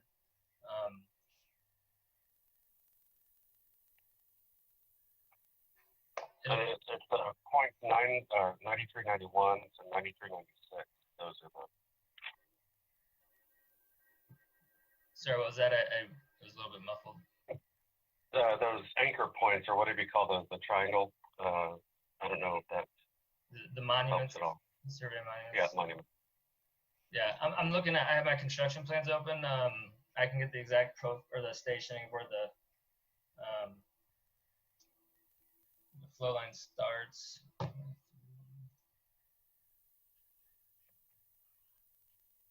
Mr. Urban, while he's doing that, this is Ken. Just, it's a good question, and one that I know we spent a lot of time looking at early on in the process. So, you know, we were very focused on getting that that number right. So thanks for asking the question. And of course, a big reason for that requirement in the code is related to fire safety. And certainly the fire district has taken a hard look at this and does not have any objections with the current design. Well, it's not fire department's ordinance, it's ours, so that's why I'm curious. So it's 744. All right, thank you. Ms. Hulteen. Thank you, Mr. Mayor. I have a couple of follow-up questions from comments provided by the public. One of the speakers mentioned a desire to have it become a park. Am I remembering correctly that's something we looked at in the past when other proposals were coming forward? Is that something the city's actually taken a look at? Not that I'm aware of. I mean, we don't own it, so it would be hard for the city to turn it into a park unless the city wants to purchase it. Great, thank you. And then, so with the new development proposals, are there going to be requirements for new trees to be planted when the new houses go up? Yes, there are. So every single family lot is required to plant one tree in the front setback for every 70 feet of lot frontage. So some of these lots that are 150 feet wide might have 3 trees that are being planted. There's also a requirement that the entire front yard is landscaped, and then 25% of the total lot. And then along both 32nd Avenue and Kipling Street, the city is requiring street trees to be planted at an interval, I think, of every 30 or 40 feet. So there's going to be a lot of new trees both along Kipling Street in the amenity zone, but also along 32nd Avenue behind the sidewalk. Okay, great. So we're going to see 20, 30 some odd new trees come in as part of this development. Yes, if not more. And there will actually also be some planted along Hillside Drive, kind of where it gets closest to the ditch on the north side of Hillside Drive. So there will be trees in every single family lot. There will be trees along both frontages of the main streets as well. Okay, great. And is putting in, requiring the landscaping in the front, will that help with any of the stabilization and water management through the site? And erosion? Sorry, I don't low with unmuting. You know, we are only requiring them to landscape the front, but they're required to stabilize the entire site as they do their construction. They've got to have erosion control stuff in place. They'll have a stormwater management plan. This site's over an acre, so it'll be regulated by both us and the state. There's also a plan to have drainage along the backs of the lot. So on the south side of the ditch, to take all the drainage to Kipling. So whatever water flows off this site today, which isn't a lot because it's a big giant thing of grass, will all be directed up towards that new pond at Kipling Street at the northeast corner of the property. So there won't be any water coming off this site unless we get a ginormous event. There won't be any water coming off of this site during normal rainfalls at all into the ditch anymore. You know, if anything, this might dry things up a tad, but the Rocky flows water a lot of times. So the groundwater issues and the drainage issues that are happening below the ditch are because of the ditch, not because of what this site is doing. And if anything, what they're doing on the site will improve that situation, not make it worse. Okay, great, thank you. And then one last question. There were a couple comments around putting up some sort of privacy wall or fence along the north side. Is that something that there's a precedence for, and or is anything higher than 6 feet even allowed within the R1 zoning? 6 feet is the maximum height for fences, and that's citywide. That's not just R1. Citywide is a 6 foot maximum. For those lots along the ditch, believe Nathan said it at the planning commission meeting, it's up to the individual property owners if they want to build a fence along their northern property lines. There are going to be fences along Kipling Street, though, a 6 foot fence along the entire length. Okay, thank you. Thank you. I have Mr. Stites next. Thank you, Mr. Mayor. Ms. Holteen got my question about the water answered. My last question is about some of the protections that the neighbors have while construction is going on. I know it's been hit a few times, but the city has rules already in place regarding construction. Can you guys maybe go into that? I'm not sure who the best person would be, but I think Patrick outlined them a few for me in an email earlier this week. I'd just like the citizens to hear those as well. Sure, and I think Ken was going to double check today to make sure we had all that right. So Ken. Yeah, sure. Thanks, Patrick, and thanks for the question, Mr. Stites. Generally, for building permits, the hours are 7 a.m. to 7 p.m., 7 days a week. For construction in the right-of-way, so when they're doing their street improvements, the hours are actually a little somewhat more limited than that, and there's more discretion for the public works director to limit hours of construction for right-of-way improvements to limit the impacts on rush hour traffic, and they're also generally not allowed on the weekends unless an exemption is granted. So it's duly noted that this is a infill project of some significance. So I think we can give some real thought to that as we negotiate the terms of the subdivision improvement agreement, and make sure that there's a real clear game plan that we understand, that the contractor understands, and that the community in the area understands as well. And I could also add that as a part of the stormwater management plan, there'll need to be a staging area on site for the employees to park and those kind of things. No one's going to park on 32nd Avenue. They'll get ticketed and towed very quickly if they start doing that kind of nonsense. And certainly no one in their right mind would park on Kipling Street, but same thing. So this site's big enough. It's over an acre. It's got several lots. There will be a staging area on site for the employees to park that are working on it. And I'm sure as the individual houses go up, they're all going to be parking, along the new street to be close to those houses with their tools and everything else. So certainly if it becomes an issue with workers parking on the south side of 32nd and then trying to hike across or something, we can try to address that. But as Ken noted, we can deal with a lot of that in the stormwater master plan and also in the SIA. Thank you. I don't see any more hands raised. Before I close the public hearing, Ms. Hutchinson, please. Thank you, Mayor. I've heard a lot of people speak about the value of the trees, and also there's consideration about shade and what trees do for the climate.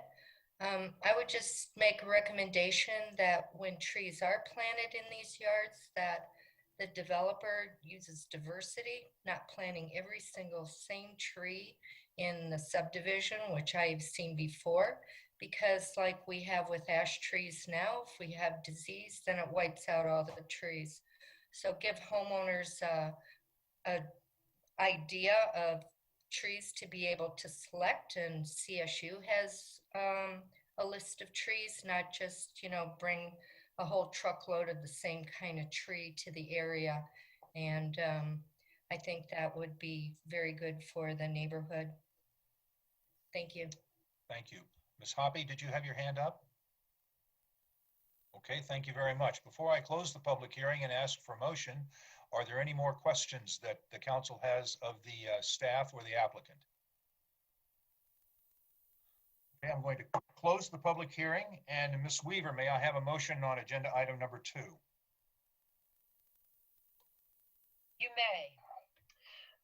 I move to approve resolution number 49-2020, a resolution approving a major subdivision plat on property zoned residential 1 and located at the northwest corner of West 32nd Avenue and Kipling Street for the following reasons. Number 1, the City Council has conducted a proper public hearing that meets all public notice requirements as required by Section 26-109 and 26-407 of the Code of Laws. Number 2, the requested subdivision has been reviewed by the Planning Commission, which has forwarded its recommendation of approval. The subdivision plat has been found in compliance with Article 4 of the Chapter 26 Code of Laws. Number 4, all agencies can provide services to the property with improvements installed at the developer's expense. And with the following conditions, number 1, the applicant shall pay the required fees in lieu of parkland dedication at the time of building permit for each individual lot. Number 2, the developer shall enter into a subdivision improvement agreement and a lot sale restriction covenant agreement prior to recordation of the subdivision plat. And 3, prior to issuance of building permits, the developer shall provide owner association covenants for review by staff. Is there a second? I'm sorry, who had this? Who had the second? Second. Second by Ms. Hoppy. Is there discussion on the motion? Seeing none, will all those in favor of the motion please raise your hand, and will the clerk please record the votes?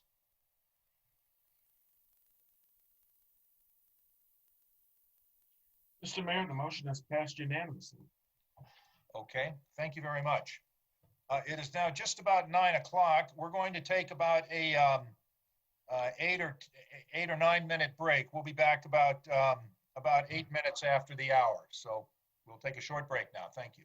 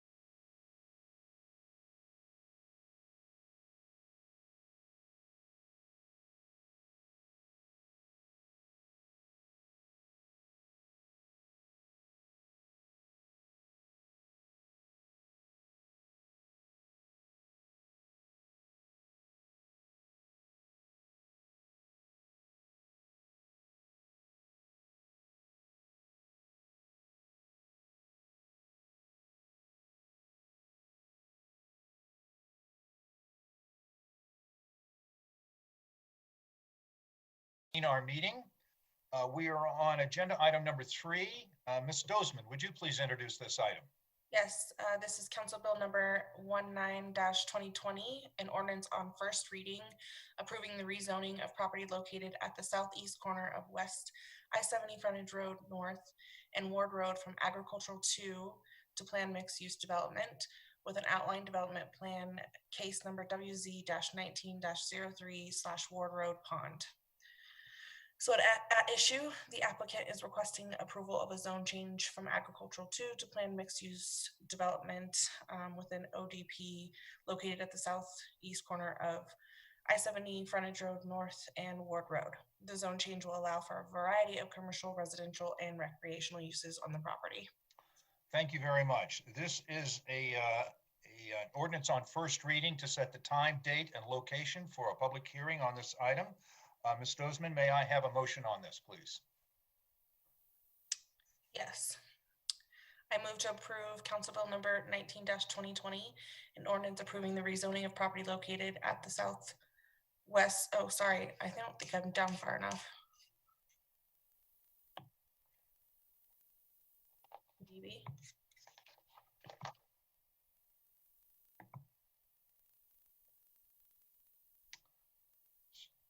Just before the bill. Right, so it is, so I move to approve Council Bill number 19-2020, an ordinance approving the rezoning of property located at the southeast corner of West I-70 Frontage Road North and Ward Road from Agricultural 2 to Planned Mixed Use Development with an outline development plan on first reading for the sole purpose of ordering it published for a public hearing set for November 9th, 2020 at 7 p.m. as a virtual meeting, and if adopted, that it take effect 15 days after final publication. Motion and a second by Mr. Stites. All those in favor of the motion, please raise your hand, and will the clerk please record the votes?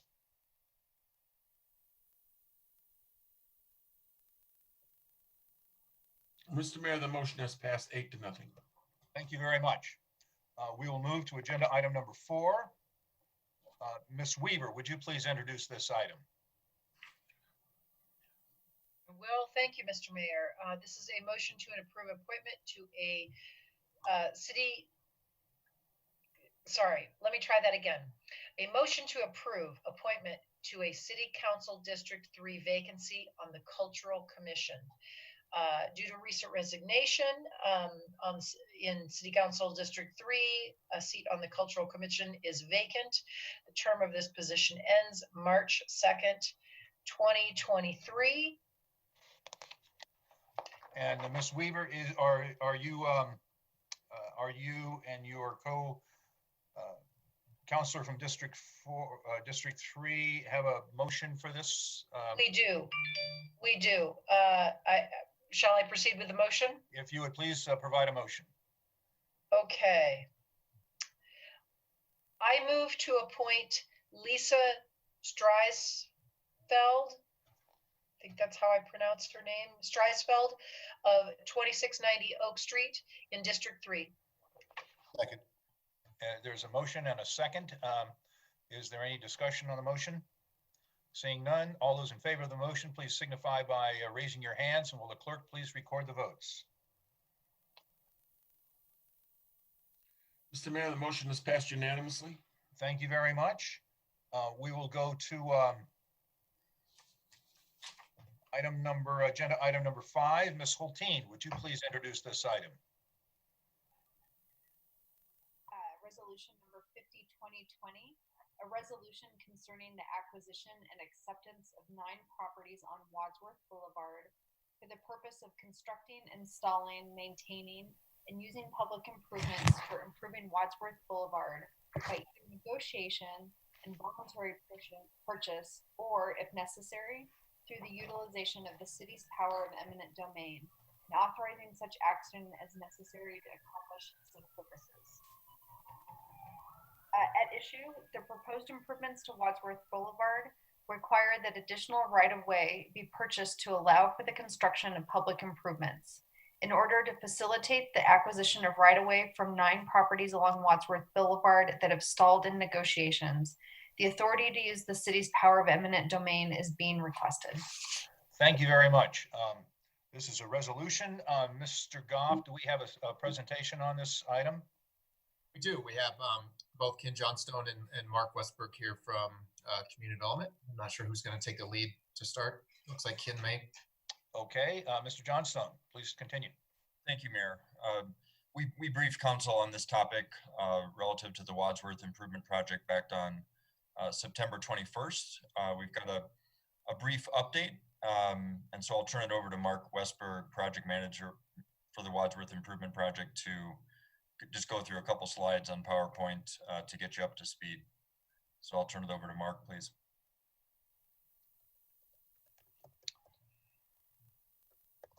You're still on mute. Thanks. There you go. You think we'll say that when we start meeting in person again, that we're still on? You know, we can only hope. Okay, can you guys see the presentation? Yes, sir, we can. And are the slides advancing? Not yet. Yes, they Okay. are. So just 3 weeks ago, we gave the council a status on where we were, and this is what that status was: that we had 3 full acquisitions, 62 partial acquisitions, and that we had 11 properties total that we were concerned about at that time, in one form or another. We've made a fair amount of progress in the last 3 weeks. One of our worried properties that was a full acquisition, we've moved to promising just today. We've decided to accept the property owner's last offer to us, counter offer to us. And so we just have a few details to work out on conditions and things, but we've moved that one to a promising category. So that one's no longer on the list. We've actually got 41 properties in the partial acquisition list that we've now got deals on. One of those happened at 4:53 this afternoon. So that number is hot off the presses, if you will. We've got 15 properties we're still working on. We've got 10 that are promising, 3 that we're kind of early, can't tell, but they seem to be progressing towards promising. We still have 2 offers to make yet. We're having a little bit of difficulty getting some stuff out of CDOT so we can make our last 2 offers, but we're working with them on that. And right now we've got only 6 properties instead of 11 properties that we're now on our concerned category. So just to talk about those a little bit, 2 of those are in the worried category. We do think we're pretty close to a deal on one of them. Mark, we lost your audio. Okay. I'm still showing unmuted. Still can't hear you. I'm good with the audio here. I can hear him. Oh, It's pretty unusual that people can't hear me. it was mine. I'm sorry. It was my internet. That's all Okay. right. Thank you. So we got 2 we're still worried about. We think we're pretty close to deal on one of those. One of those is we're still concerned with, and that property we're struggling to deal with. The owners are all attorneys, and they're just sort of like, take us to court, because that's just sort of their default position on everything. But we're still trying to work with them, but I'm still concerned about it. We'd still like to get the authority to use eminent domain if that doesn't progress significantly within the next couple of weeks. They've had plenty of time to think about this. We need to push them along. And we have 4 properties still, the same 4 properties that 3 weeks ago were at impasse. We're still at impasse. And I just wanted to share some numbers with you guys on those.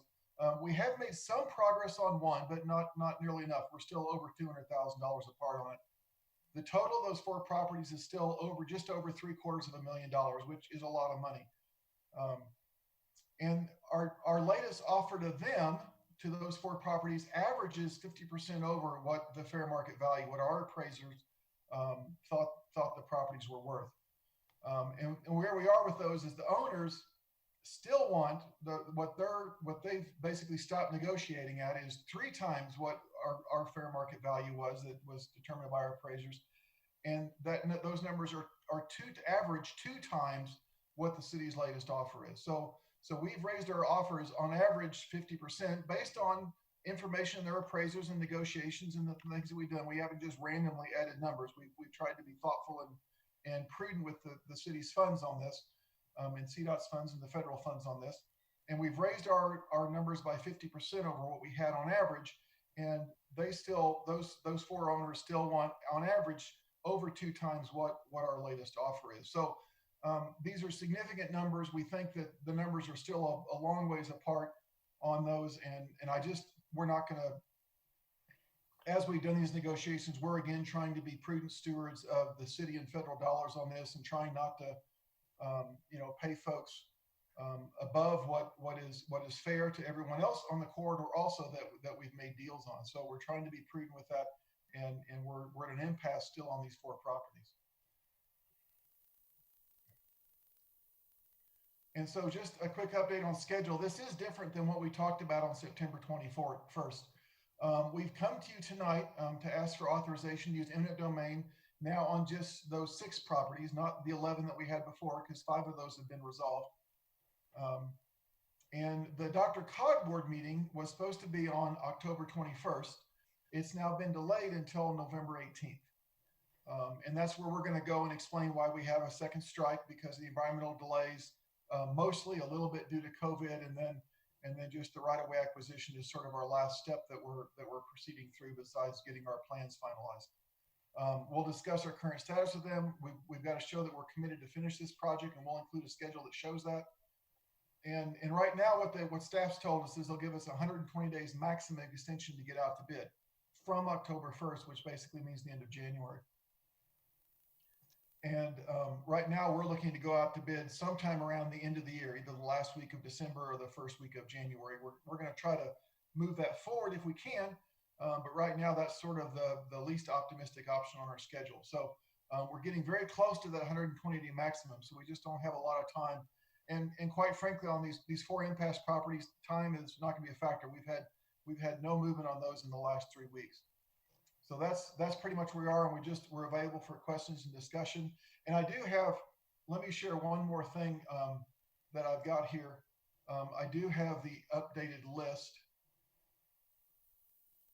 that I can show you. That was one of the attachments to the council packet. I've marked out, if you guys can all see that, I've marked out the 3 properties that came off the list, but those other 6 are the ones that we are still either at an impasse or we're still concerned with, we're worried about, and we'd like to go ahead and have permission to authorize for the city to use its eminent domain power. Okay, thank you very much. Let's see, just a minute. And I can stop sharing the screen unless you guys are writing things down.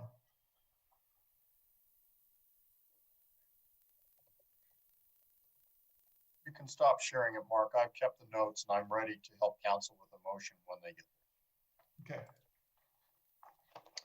Okay. Okay, thank you very much for the presentation. Before we go to questions from council, I would like to open the floor up to questions from the public. If you would like to speak on this agenda item number 5, you may do so at this time.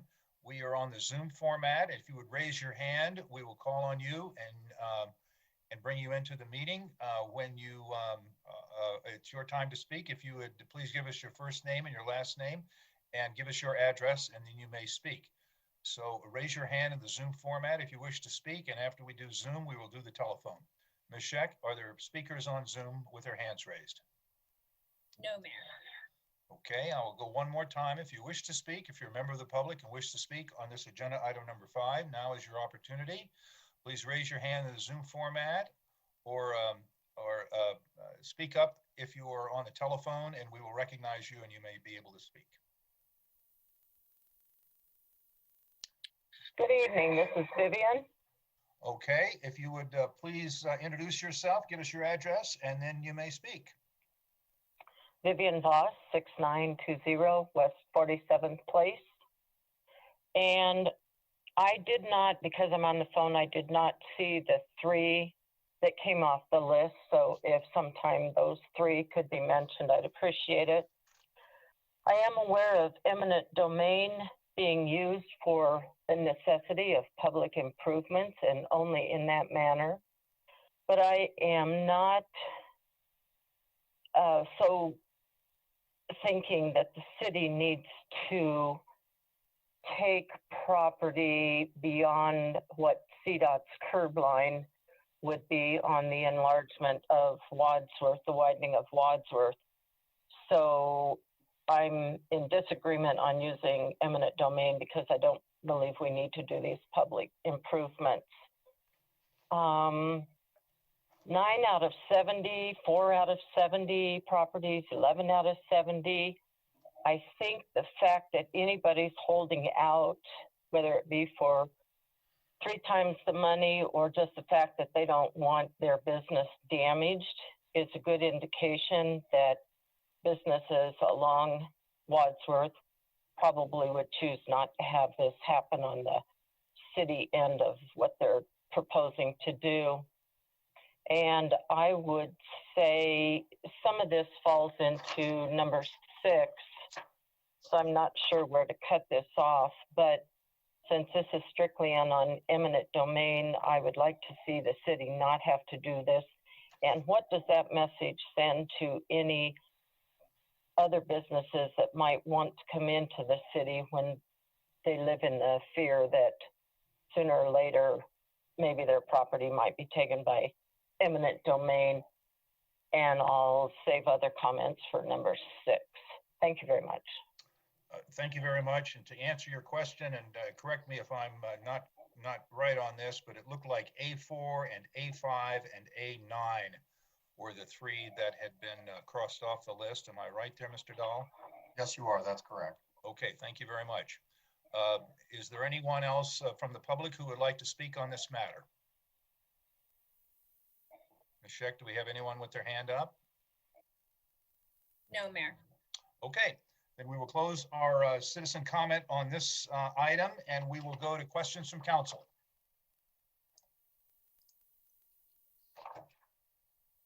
Do we have any questions before I ask for a motion? Mr. Urban. I guess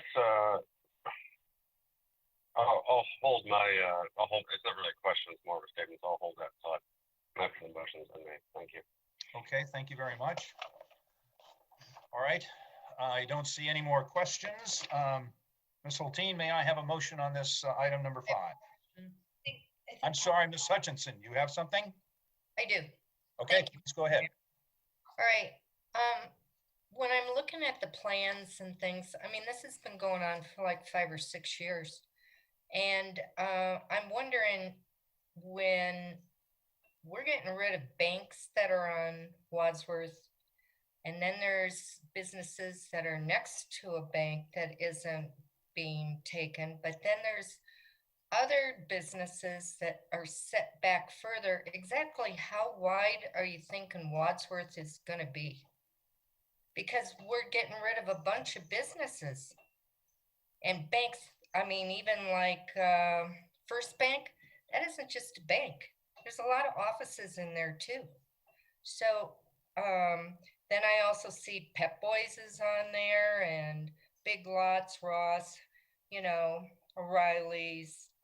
How wide are you trying to make Wadsworth Boulevard? We're not doing an expressway. And I'm just thinking it's taken 5 or 6 years to get this figured out. And then all of a sudden we have to just hurry up and jump on it and things like that. And we're not even going to do the whole project. Correct? We're only doing 2/3 of the project. We're not going to have enough money. And I mean, it's just, I don't know. We're just getting rid of a lot of businesses and things. And so I thought Wheat Ridge was supposed to be very concerned about having businesses. Now it's about having a road. How come we are doing Wadsworth this way when CDOT has done Wadsworth in Lakewood and Arvada, just regular? How come, is this best for our little Wheat Ridge here? Why are we doing this way with the continued slow intersections and things? Ms. Hutchinson, we're not getting rid of many businesses. There's only 3 that are full takes because of either they're going to be, the widening will take a part of their parking or access to their building. So they would determine that they cannot feasibly operate. The rest of the properties are just, I know I'll let Mark speak to how wide the road is, but only 3 are full takes. Everything else is just a few feet of right away, and the businesses can still stay and still operate. Yeah, because when I was reading this, it says, you know, like, you know, A3, real property. Okay. I mean, that's what I think it's gonna be, is the whole thing. So, you know. No, just the three, and we can walk through each one if you'd like. And I don't know if Mark still has that map he can bring back up, but there's only three that are gonna be taken. The Bank of the West, the Midas, which we've already purchased and relocated, and Raleigh Bertos, which we've already purchased. Everything else will stay. They're only losing, we're buying just a certain portion of their frontage road. And does it say that in here? Because I didn't see that. Yeah, we've been pretty specific about that. Every discussion we've had. Well, I've only had a few discussions. This has been Yeah. going for 5 years or so like that, you know, and it's just kind of, I'm just wondering if this whole thing with Wadsworth, when we have Wadsworth, which is a state highway, I mean, is different in Lakewood and Arvada, and then they hit Wheat Ridge, and all of a sudden we're going to be all different.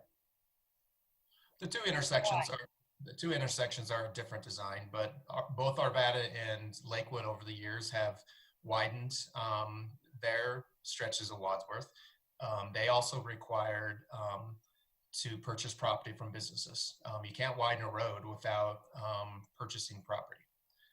Wadsworth has been determined for many, many years, Ms. Hutchinson, as a priority project to improve for the congestion that we see in Wadsworth, and then also increase the pedestrian mobility along Wadsworth. So there's a lot of areas along Wadsworth now where people have to walk.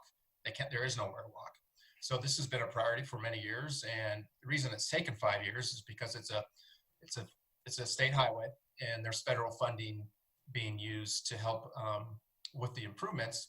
And because of that, you're required to go through these very long environmental assessment and Pell processes, which take years. And I understand about updating Wadsworth. There's no question about that. But when, you know, we're doing the CFIs here and it's not done in Lakewood or Arvada, and then you're talking about doing the sidewalks for people to walk. There's not a lot of people who are walking on Wadsworth. I really don't see that myself. And I drive Wadsworth. So it's not like, you know, tons of people. So I don't know. I just have some concerns about this whole thing. And I just wonder, really, is this the best thing for Wheat Ridge when we can't even complete the whole project? When we don't even know when the second part's going to be done? We'd love to complete the whole project, Ms. Hutchinson, right now, but the budget came in a lot higher than the money we have.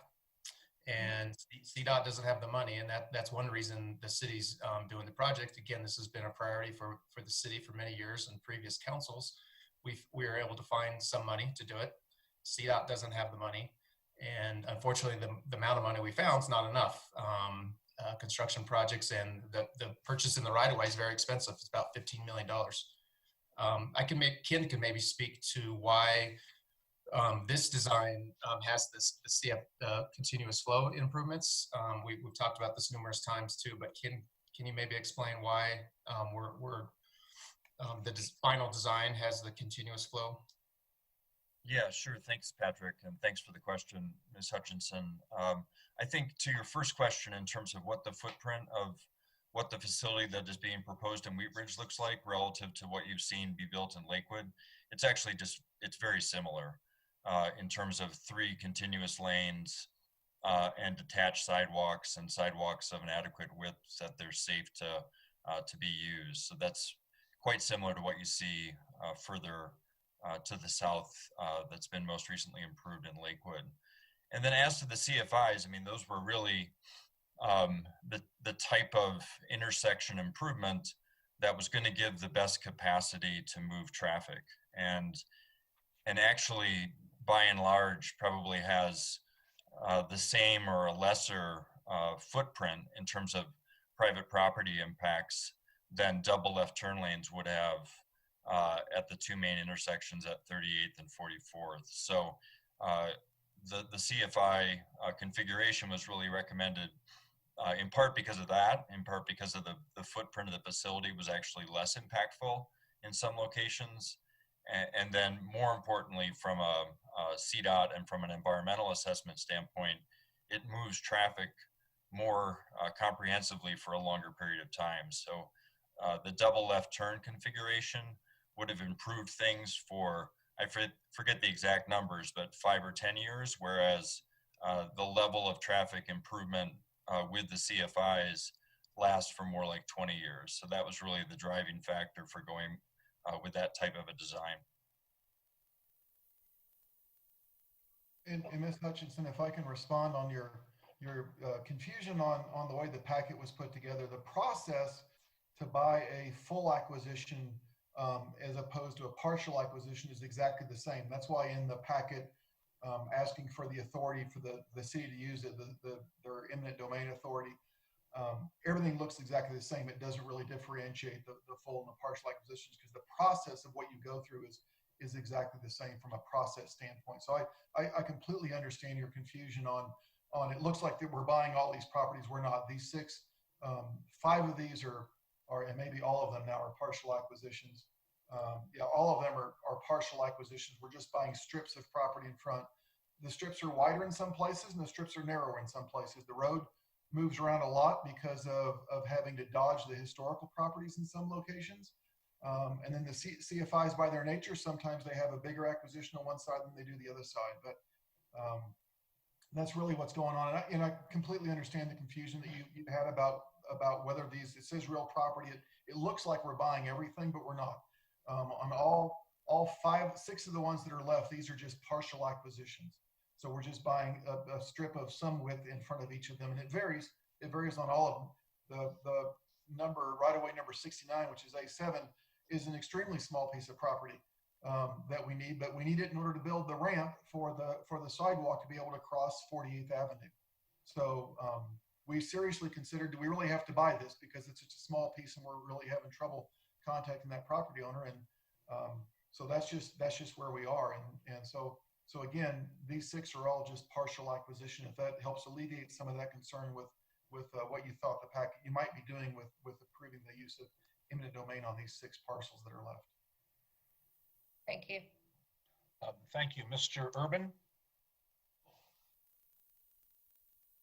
Thank you, Mr. Mayor. Could you pull up the list of properties and the updates that you had from today?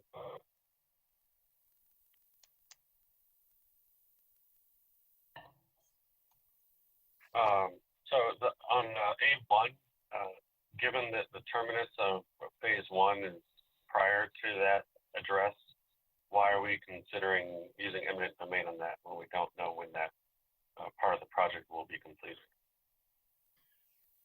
One of our goals as we started looking at phasing this project was to go ahead and have the remainder, the phase 2 portion shovel ready so that if some money was found, and sometimes the federal government puts out some either stimulus packages or just some big construction project packages. During the Obama administration, they were called Tiger grants. It was changed to a build grant during the Trump administration, where they're looking for projects that need another $10 or $15 million in order to finish the whole project and that kind of thing. And so our thought on this is to go ahead and get all of these right-of-ways bought so that we can be shovel ready with phase 2. If a funding opportunity drops into our lap that we can go after, then we're ready to go after that funding opportunity. So that's the primary motivation for that. The secondary motivation is right now, we've got a budget of funding available of $45 million. What we're showing right now as our cost estimate right now with a 10% contingency is a total funding needed, a total budget of cost estimate of $44 million. So we've got maybe right now $1 million extra, and we have some more funding sources. We're still very aggressively trying to pursue other funding sources. And our hope would be is that if we get that, in addition to having the base project from basically Wendy's, McDonald's to the north, and you're right, the Munchkin property is just south of that, is that we might have some bid alternates to try to bite off some more. If we end up with $1 million or $2 or $3 extra dollars somewhere, that we might be able to bite off some more chunks of the improvements so we can provide more facilities for folks. And what we've talked about as staff as a first maybe bid alternate is to try to get the sidewalk completed from Wendy's down to 30th Avenue. Because the coroner's already built a sidewalk from 35th to 38th. So that's why we think it's still important to get this property bought and get it purchased in case we have some extra money that we can do some additional work out there. and provide some more facilities for either the cars or the non-cars. So that's our primary reason for going ahead and going after that property now.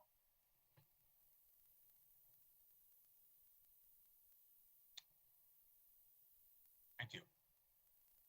Do we have additional questions for staff on this? All right, Ms. Hulteen, may I have a motion on this item number 5? Mr. Mayor? Mr. Dahl, yes. I apologize. My internet cut out there. Can you hear me okay? I'm sorry, yes, I can. Thank Do you have a follow-up? Yeah, as far as if we were to go forward with eminent domain on the property, what's the longest period of time it would take to go through full acquisition through the eminent domain process? That varies a lot. The first step on that is the city attorney's office files a petition for what's called immediate possession. And then that goes, and a hearing is scheduled, and the rules say that's got to be scheduled within 30 days. That generally doesn't happen. It generally takes a little longer than 30 days to do that. And then you go for an immediate possession hearing, and at that hearing, the judge, you present your case that we need the property and those kind of things, and the judge rules whether or not you get immediate possession on that or not. The vast majority of cases that go before immediate possession hearing are granted if we've done our job right. We think we have. And then if, and during that time, the lawyers will continue to talk, and we'll continue to work with the property owner. If they say, hey, look, we don't want to go through the hassle of a trial, we'll go ahead and do this, then we'll make a deal. And, because we file for immediate possession doesn't mean we go all the way to evaluation trial, which will happen several months later. So what happens with getting clearances in order to go out to bid, as I mentioned in December, late December, early January timeframe, is that once we file for immediate possession, we've sort of started that process, then we can get what's called a conditional right-of-way clearance from CDOT. We give them the list of all the properties that we've purchased or that we have agreements on, and then we say, here's the remaining list, and we file for immediate possession on all of those remaining properties, and then they will. And it goes through a process. We've got to show that we've done the right thing and all those kind of things.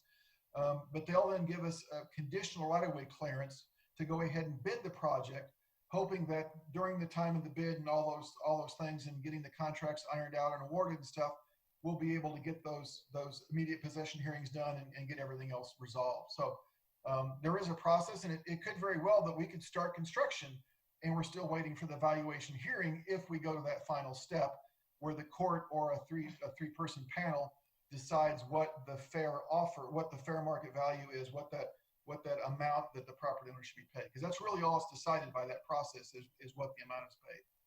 It doesn't decide whether we get the property or not. What is the length of time involved at the maximum that we would be looking at for a contested eminent domain hearing? So again, the immediate possession hearing generally happens within a couple of months. And talking with Mr. Rivera from Mr. Dahl's office, he's actually seen those happen within 2 weeks or happen within 3 months. So there's right now, because of COVID, things in the court system are really all over the map. It's really hard to predict anything right now. To go all the way to evaluation trial could again take several more months just to get on the docket, and then everybody presents their cases. So it could be spring or summer before these things are finally settled as far as how much the property owner is going to get paid. Like I said, we could be under construction before that actually happens.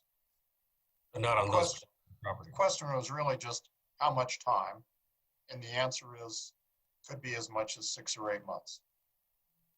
Okay, thank you. Thank you. Any more discussion on this item before we go to a vote? All right, I don't see any hands. Ms. Hulteen, may I have a motion on agenda item number 5, please? Mr. Mayor, can I suggest yes, an edit to Ms. Hulteen based upon the change to the exhibit? Okay, let's get some wording out there and we'll go from there.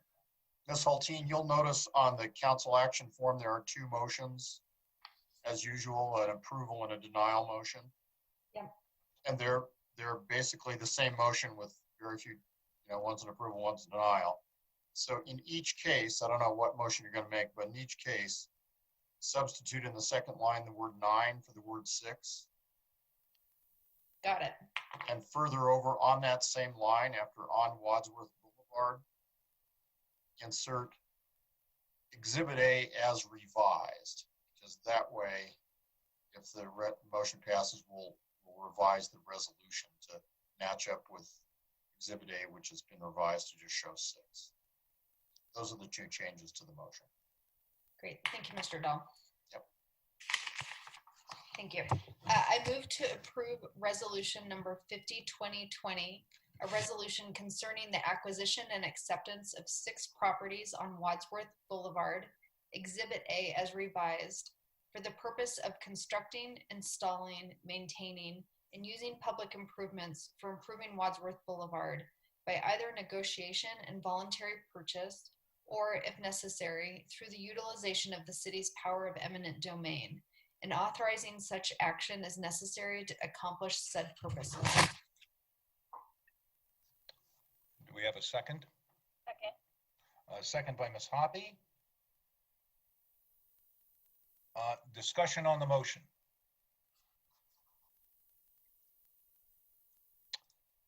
Mr. Urban. Thank you, Mr. Mayor. This isn't the first time that we've had this similar resolution before us asking for the use of eminent domain on this project. And had we previously allowed eminent domain to be used, we can't say for certain whether the Midas property would have gone through that eminent domain process or not. Thankfully, it didn't go through that process. But given the fact that we're not able to complete phase 2 right now because of the funding situation, it does concern me greatly that we have a property on this list that isn't within the phase 1 parameters of the project. And to tell a property owner that we're going to physically take their property on the hope and the dream that phase 2 will come down the road at some point in the future is, I don't see that in the public interest. And so that's my first concern. My second concern is that in other municipalities and other situations where CDOT and Federal Highway Administration funding is available, there have been circumstances where the local agency has transferred the project management and oversight functions to CDOT for them to manage the project. And if we're going to take people's property along Wadsworth, I think we need to be honest with ourselves and understand that the Wadsworth widening project is too much for the city of Wheat Ridge to handle by ourselves. And we need to seriously consider allowing CDOT to manage this project and to take over this project on our behalf if we're going to do right by these property owners. So I would like to ask for the A1 property to be removed from the eminent domain list as currently presented.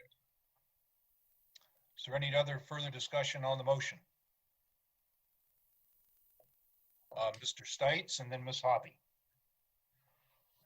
I guess regarding Mr. Urban's comment there, what is the likelihood that, or I guess what would be a timeline, do you think, Mr. Westberg, because you said that the feds sometimes have money sitting available.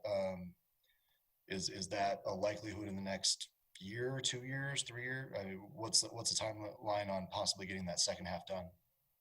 Mr. Stites, I would answer that we anticipate that being part of the bid documents, that would be a bid alternate in the project that we put on the street in a couple months. Thank you. And Ms. Hoppy. Thank you, Mr. Mayor. As far as I'm concerned, I think that we should move forward with all of the pieces so that we can have a complete plan. And, like Mr. Westberg explained, if we have a shovel-ready project, that gives us more points when we're looking for grant money. And so shovel-ready, you get points for certain things when they're looking at grants, and it being shovel-ready gets us more points. And so that would put us in an advantage over another community. And because of that, I would like to keep it on. Thank you. Additional discussion on the motion. Mr. Urban. I'd like to make a substitute motion to remove A1 from the list of approved properties to be considered for eminent domain. Or an amendment, not a substitute motion, but an amendment. To the motion. Okay, so we have an amendment. Is there to remove item number 1. Is there a second on the amendment? That motion fails for lack of a second. Ms. Hutchinson? I'd second it. Oh, you're going to second it? Okay, let's discuss the motion or the amendment. Is there discussion on the amendment? Mr. Stites? I will say the reason I didn't second that is because I agree with Ms. Hoppy that if we are going to move forward with the first phase, we should be ready for the second phase as quickly as possible. And to get this project moving and to make sure that we can get the funding when we can get it and get it done when we get it done, I think if we are going to move forward, then we should move forward and be ready to go. So that's why I won't support the amendment. Okay, is there additional discussion on the amendment? Okay, let us go to a vote on the amendment. This would be to remove property A1 from the list. Is that correct, Mr. Urban? Correct. Okay, all those in favor of the amendment to remove A1 from the list, please signify by raising your hand. And will the clerk please poll the council? I see 2 votes aye. Okay, all those opposed to the amendment?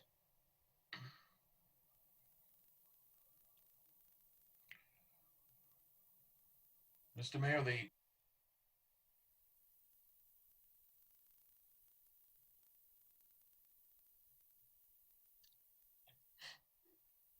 Kirkpatrick, I lost, you went mute on me. You're still mute.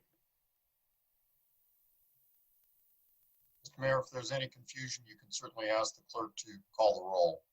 Okay, I'm just asking for, how did the amendment pass or fail? the amendment failed by a vote of 2 in favor and 6 against. Thank you. All right, we'll go back to the main motion. Is there any further discussion on the main motion? Mr. Urban. Thank you, Mr. Mayor. I'd like to make an amendment at the end of this current motion to move to direct the city manager to work with CDOT to consider transfer of all project management and project oversight functions where possible to CDOT for the remainder of the Wadsworth Widening project and report back to City Council on October 26th on the status of this request of CDOT. Mr. Mayor? Mr. Goff. Yeah, maybe a little discussion on that first. I think that's been part of the process, Ken or Mark. I'm not sure CDOT wants to take management of the project. Ken, do you know any history on that? So sorry, if I can just butt in just a second, Ken. Item number 6, the CDOT IGA amendment would be a much more appropriate place to discuss this kind of amendment, Mr. Urban. If you want to talk about it then, because one of the attachments to the CDOT IGA amendment outlines who's responsible for what, and that's got us responsible for the construction. So yeah, but we're talking right now about taking people's property before we're talking about renewing the IGA, which expires in 2 weeks. So that is somewhat frustrating from an agenda perspective. I let that slide. My concern here is that we're moving forward with allowing eminent domain and taking people's property when our oversight of this project hasn't been as good as it could be. And to do right by the property owners, it would be to ensure that this project gets finished. So, Mr. Urban, to maybe respond to the question that Mr. Goff posed, to date, CDOT has expressed reluctance to be project manager on this. At one point in time, they were going to have more construction oversight, and they backed away from that role several years ago and have not, to my mind, changed that opinion that they don't want to be in the lead on construction management and don't have the capacity to direct resources in that manner. That's why I'm asking for it to be considered and a report back to us and a request of CDOT be made.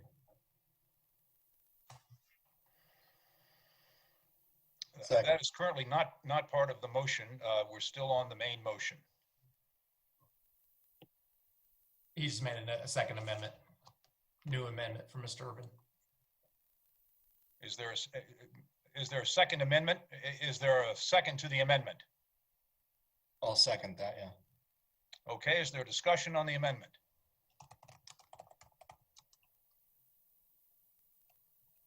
Okay, Ms. Nosler Beck. Can we just kind of go over the amendment one more time? What we're asking? Sure. Move to direct the city manager to work with CDOT to consider transfer of all project management and project oversight functions where possible to CDOT for the remainder of the Wadsworth Widening project, and to report back to City Council on October 26th on the status of this request of CDOT. Okay, Ms. Hoppy. And if CDOT says no, then what are we doing with, I mean, then this amendment means nothing?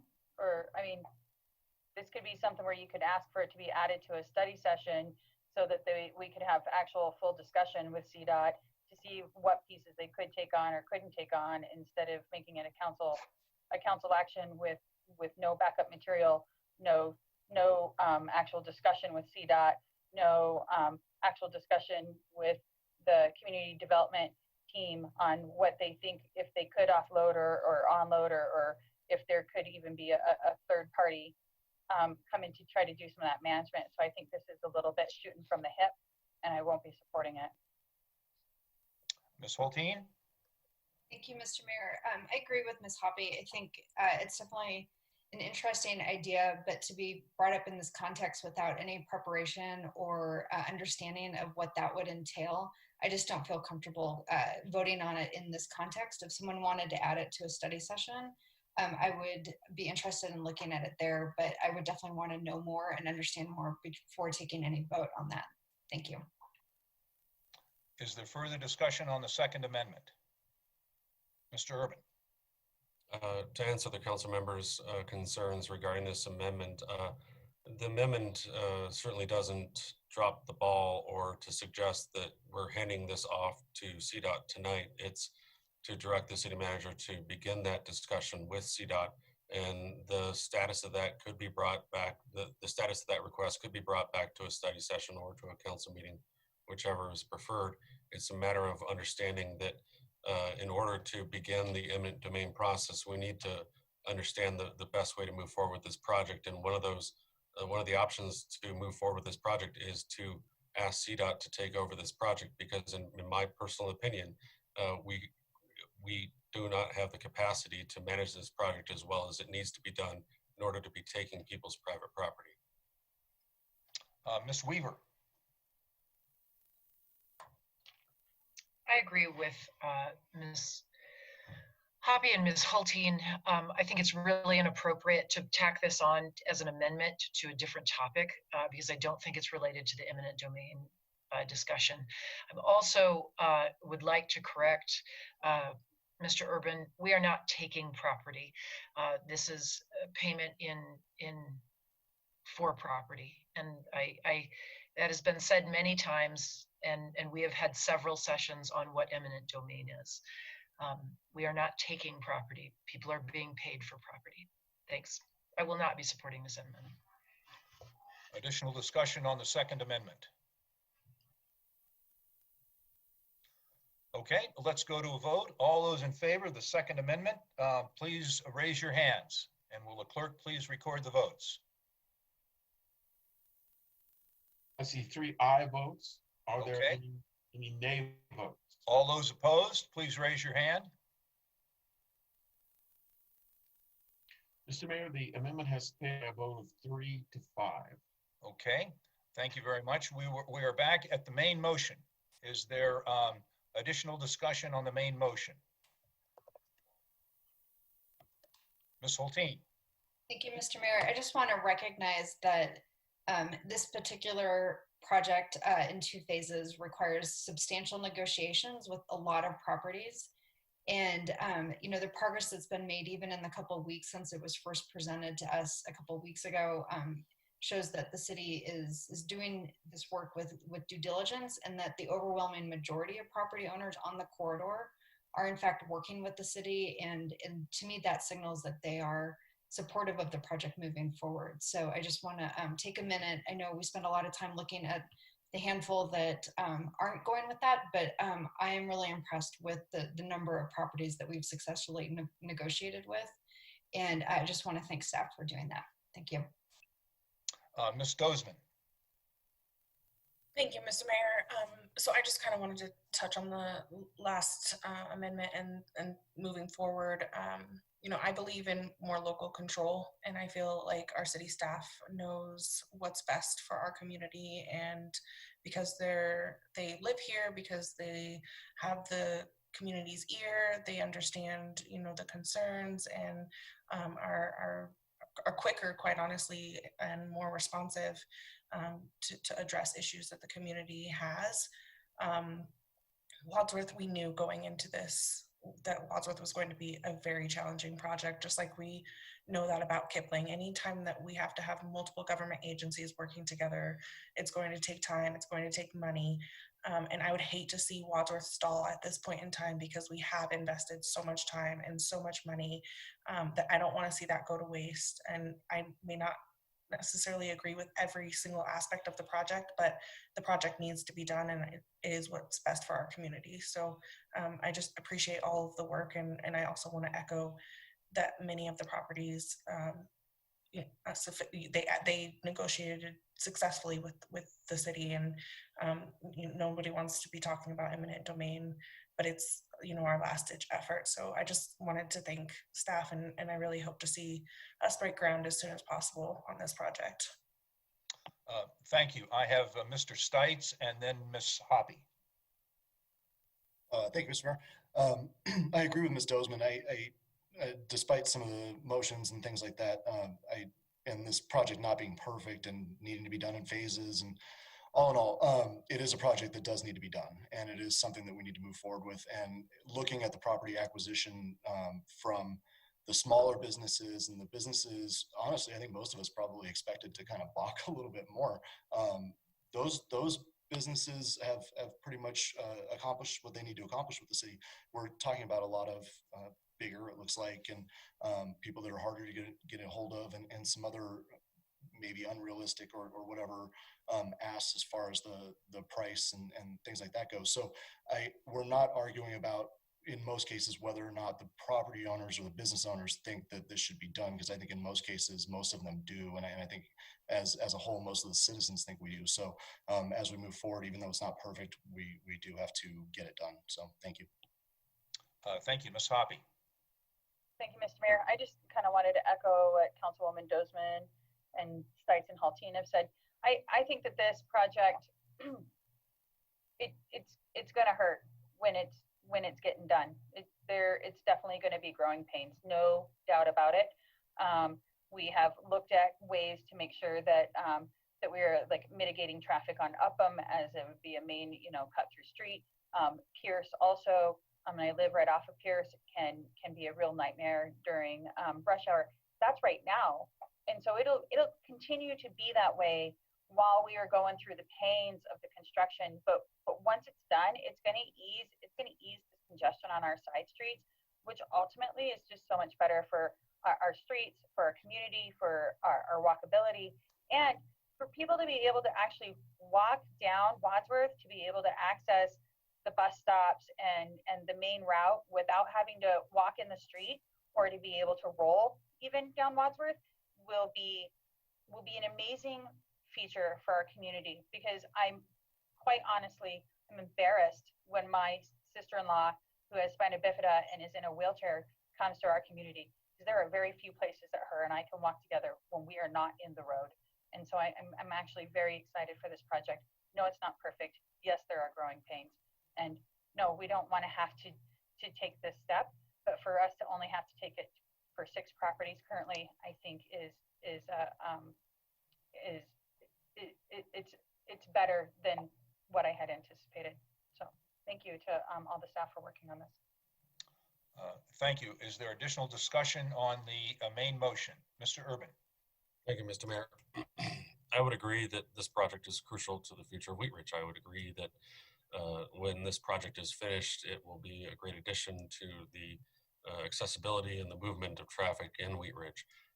My substitute motions and my concerns on this are to that end, to make sure that we get to that finish date where both phase 1 and phase 2 are complete.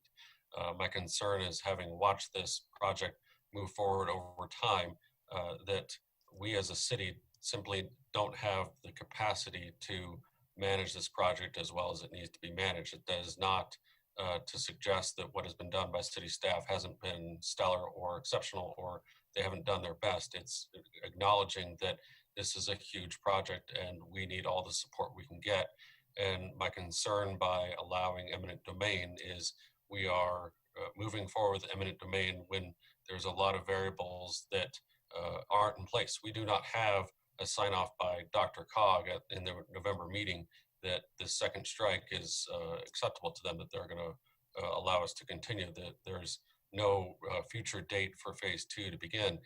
Those are significant hurdles that we haven't even gotten to yet. And so those are the impetus for my substitute motions and my concerns regarding this project. And the need for eminent domain is clear. It's not that we don't need eminent domain, but it is if we're going to be doing eminent domain, we need to make sure that we have the full capacity to finish the project, because the whole purpose of eminent domain is for purchasing the property, taking the property, however you want to put it, to for a public interest to finish the road. If like for instance in the Midas building, if I was the owner of that Midas building, finding out that phase 2 isn't going to start till whenever, I would be somewhat furious. And I understand the need to be shovel ready, and I understand that we as a city have that power of eminent domain, and the city staff has done a good job at whittling down the number of properties that we need to do eminent domain on. But it's a matter of figuring out, is the city of Wheat Ridge the best entity to be managing this project? And I don't have that confidence right now. I will be supporting this motion to move forward on this eminent domain, because I think that that's critical to the success of the project, but I still reserve these concerns that I have and the lack of confidence I have in our ability to manage this project. Thank you. Is there additional discussion on the main motion? Ms. Nosler-Beck. Thanks. And I wanted to say thanks to staff. I know there's just been numerous presentations on this project and on why we're going to be using eminent domain. And I also think that it's so important for us to fix Wadsworth because it needs to be accessible for everyone in Wheat Ridge, not just people who are utilizing it by car or whatever. But I am just opposed to eminent domain as a tool, and I don't agree with it as an action that the city should be taking. So tonight I'm most likely going to be voting no, because that's just where I am on eminent domain. So thank you. Additional discussion on the main motion?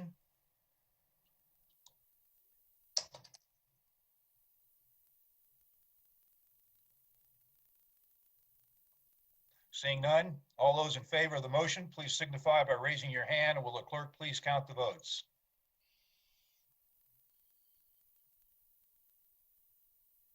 I see 6 votes aye. Okay, all those opposed to the motion, please raise your hands. Mr. Mayor, the motion is passed by a vote of 6-2. Okay, thank you very much. Good discussion.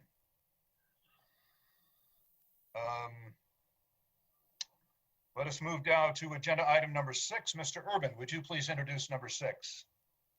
Thank you, Mr. Mayor. Resolution 51-2020, a resolution approving an amendment to the contract for the Colorado Department of Transportation for the Wadsworth widening project from 35th Avenue to Interstate I-70.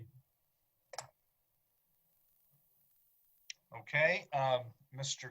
Goff, do we have a staff report on this item? We do. Ken or Mark?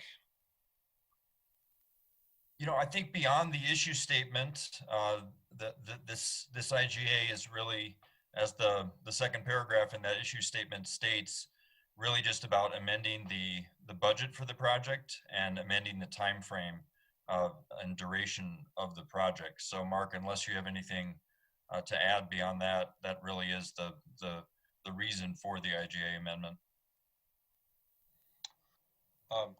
Mr. Urban, in that context, would you please read what's at issue in this item? One moment. At issue in 2015, the city was awarded funding through to the Denver Regional Council of Governments, DRCOG Transportation Improvement Program TIP to improve Wadsworth Boulevard from 35th Avenue to 48th Avenue. An agreement with CDOT to administer that funding was approved in 2015. An additional TIP grant was awarded by DRCOG in 2019. In addition, CDOT has allocated state safety and state surface funds to the project. An amendment to the original 2015 agreement is necessary to add additional funds to the project budget and to extend the term of the contract with CDOT beyond the original expiration date of October 25th, 2020. Okay, thank you. And we've had a brief staff report on this. I'd like to open this up to the public for comment on this item. If anyone from the public would like to speak on agenda item number 6, this is your opportunity to do so. You may raise your hand in the Zoom format, or if you are on the telephone, we will take your call if you would speak up. Ms. Scheck, do we have anyone with their hand raised in the Zoom format? No, Mayor. Okay, is there anyone on the telephone that would like to speak on this item? I would like to speak. This is Vivian. Yes, Ms. Voss, please introduce yourself and give us your address again, and you may continue. Vivian Voss, 6920 West 47th Place. As I see what this is about, approving an amendment to the contract, oh my goodness, I thought CDOT was managing this. And then Council Member Urban brought up the fact that we should be giving this management to CDOT. I'm surprised that anybody other than CDOT is building this, managing this. I know we had to get the money so that they could pay for it, but I think it truly is a project that CDOT needs to handle and be in charge of. And then I might comment on the fact that the design for the CFI was commented that for the future, the design of CFI is better than a 2-lane turn because of upgrades to more traffic in the future. And I'm not sure we're going to have more traffic in the future if everybody gets their way about we need to build wider sidewalks to walk and we need to build more bike lanes to bike. So it kind of befuddles me to think that we're wanting walking and biking, but yet we're preparing for more traffic. I'm also wondering if city council members have at all seen any of the contracts between CDOT and the city, whatever those contracts might be, and is CDOT in full agreement and approval with the CFI lane or not? I'd like to know if you all have seen that contract specific to that. And I'm definitely opposed to a cul-de-sac at 48. That's in my neighborhood. And what you're doing to the businesses, what you're doing to any amount of taking and the use of the word eminent domain, and then changing the way we operate within our city. And this should just be a road that goes from the south side to the north side of the city. We shouldn't be having medians. Medians separate, and we don't need the east side from the west side of the city separated and without access throughout the neighborhoods onto Wadsworth. And if CDOT would do a better timing of the lights down at I-70 in Wadsworth. I live in that part of town, and so I'm very used to having to deal with the traffic that backs up to 48. And I think it seems like it would be a simple, cheaper measure to just work on the lights that are down at that part of Wadsworth and see if traffic moves better that way. This whole project of widening Wadsworth is a CDOT project, and it should remain a CDOT project. The only business that the city of Wheat Ridge has in this area of Wadsworth is that the city wants landscaping from the curb out. They want wider sidewalks, and they want bike lanes and they want more, which is what is causing the taking of property, the eminent domain usage. And I'm just befuddled by the fact that this is actually two projects working together, I understand, for the common goal and not having to tear up a curb or a street more than once. And in the meantime, while we're waiting for all of this to happen, Wadsworth surface keeps deteriorating to potholes and no striping and that sort of thing. And I'd like to see how this all plays out when we get to shoveling, snow removal. I'm wondering if CDOT, who can't afford anything, can afford to, in a timely manner, take care of Kipling and Wadsworth. And I did not see on Wheat Ridge Speaks any presentation on the site. I do understand that the presentations were pretty short anyway, but I'm just surprised there wasn't any presentation that I could find on either 5 or 6.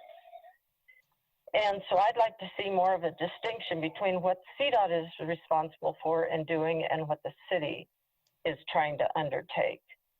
And I think that's all I've got. Thank you very much. Thank you. Are there any other members of the public who would like to speak on this? Ms. Schick, do we have anyone with their hand up in the Zoom format? No, Mayor. Okay. Is there anyone from the public on the telephone who would like to speak on this item? Okay, I don't hear anyone, so we will close our public comment. We will open this up to questions from council of staff. We have questions on this item. Mr. Urban. Thank you, Mr. Mayor.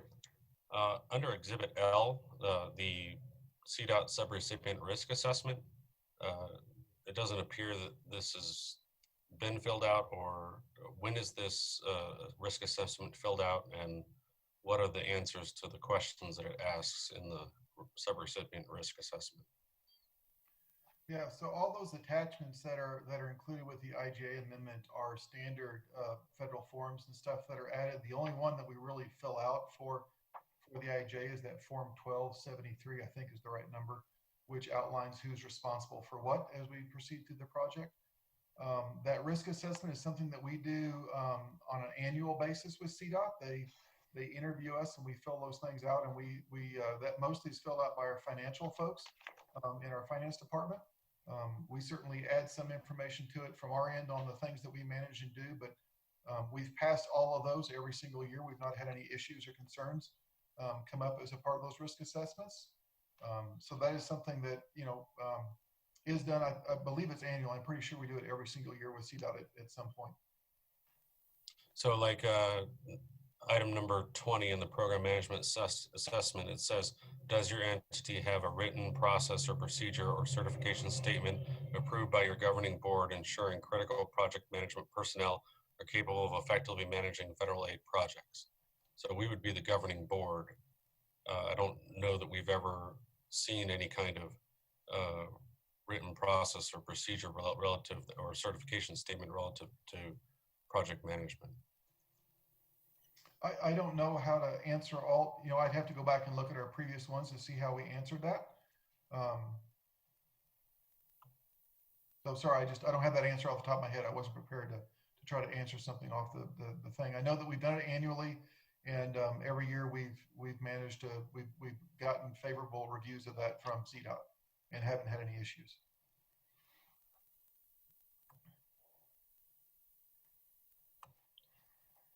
Is there additional questions for staff on this agenda item number 6?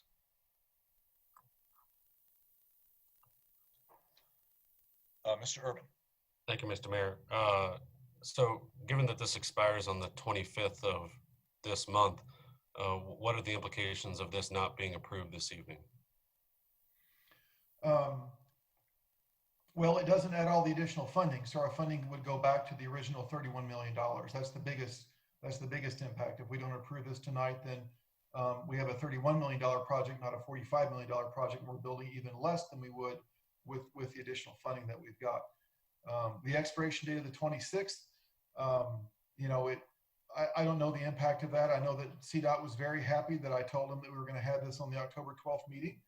I actually started working with CDOT in November of last year to try to move this IGA amendment forward, and we're just now getting it to you. Their process is a little time consuming and convoluted sometimes, and we've struggled at times to get through their system and get them the information that they need and to hear back from them. And that's why we're suddenly getting it now here at basically the last minute. We knew about this a year ago, and the city started providing information to them a year ago. And I received this amendment, I think, 3 weeks ago, and very quickly reviewed it and forwarded it to Mr. Dahl, and he approved it. And that's where we've got it before you tonight. They're going to work very quickly on their end to try to get all the signatures. It generally takes them at least a month to get signatures, but they're going to work very quickly to try to get everything signed, assuming that it's approved by council tonight, so that we don't have a lapse in the project for any period of time.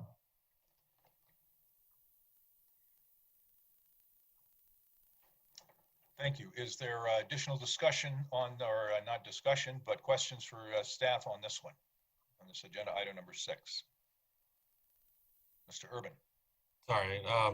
So in several of these exhibits, there are what appears to be, it's a sample option letter, for instance, on page 165 of the packet, exhibit B1. So when it's a sample exhibit that doesn't exist, or it's, I guess I'm confused of why we would have sample language in a document that we're approving. Again, that's just a standard CDOT thing, that this is a sample of what an option letter would look like. We've actually approved, I believe, 3 option letters to shift funding around over the last several years. And it's a mechanism for doing things without doing a full-blown amendment. The amendments take 6 months to a year to do. The option letters take much less time. Because this amendment includes everything, including construction, the construction funds aren't authorized yet. They'll actually use an option letter to authorize the construction funds when that time comes, so that we can do that much quicker than by doing another IGA amendment at that point. So that's, again, they just include their sample documents so that some jurisdictions like Denver like to nitpick things, and they don't always accept all the standard CDOT language, and so they include all these sample things in there for them to do that. Just like when we do construction contracts, we put things out to bid, we include a sample construction contract in our bid document so people have an idea of what they're going to be obligated to under that construction contract. Thank you. By turning those bids in. Mr. Mayor. Mr. Dahl. Mark is right about the structure of these CDOT IGAs or agreements. I review them frequently, and the nature of their structure is, as Mark has described, to kind of set up the forms that would be needed as the project unfolds. Even though they're not needed right now, they kind of effectively give you a whole handbook for the whole life of the project, which in other jurisdictions you could keep coming back and doing little pieces of it, but they're largely implementive forms that structure this agreement, as is often the case, as Mark has described, for CDOT agreements, and sometimes for federal agreements. They give you the forms ahead of time, and then they're all in your little workbook, your handbook, really, as the project moves forward. Thank you. Additional questions for staff on this item? Okay, Mr. Urban, may I have a motion on this item, please? One moment. I move to approve resolution 51-2020, a resolution approving an amendment to the contract with the Colorado Department of Transportation for the Wadsworth widening project from 35th Avenue to Interstate I-70. Second. Is that the motion for item number 6, or I have something different in my book, I think. That's the motion for 6. Okay.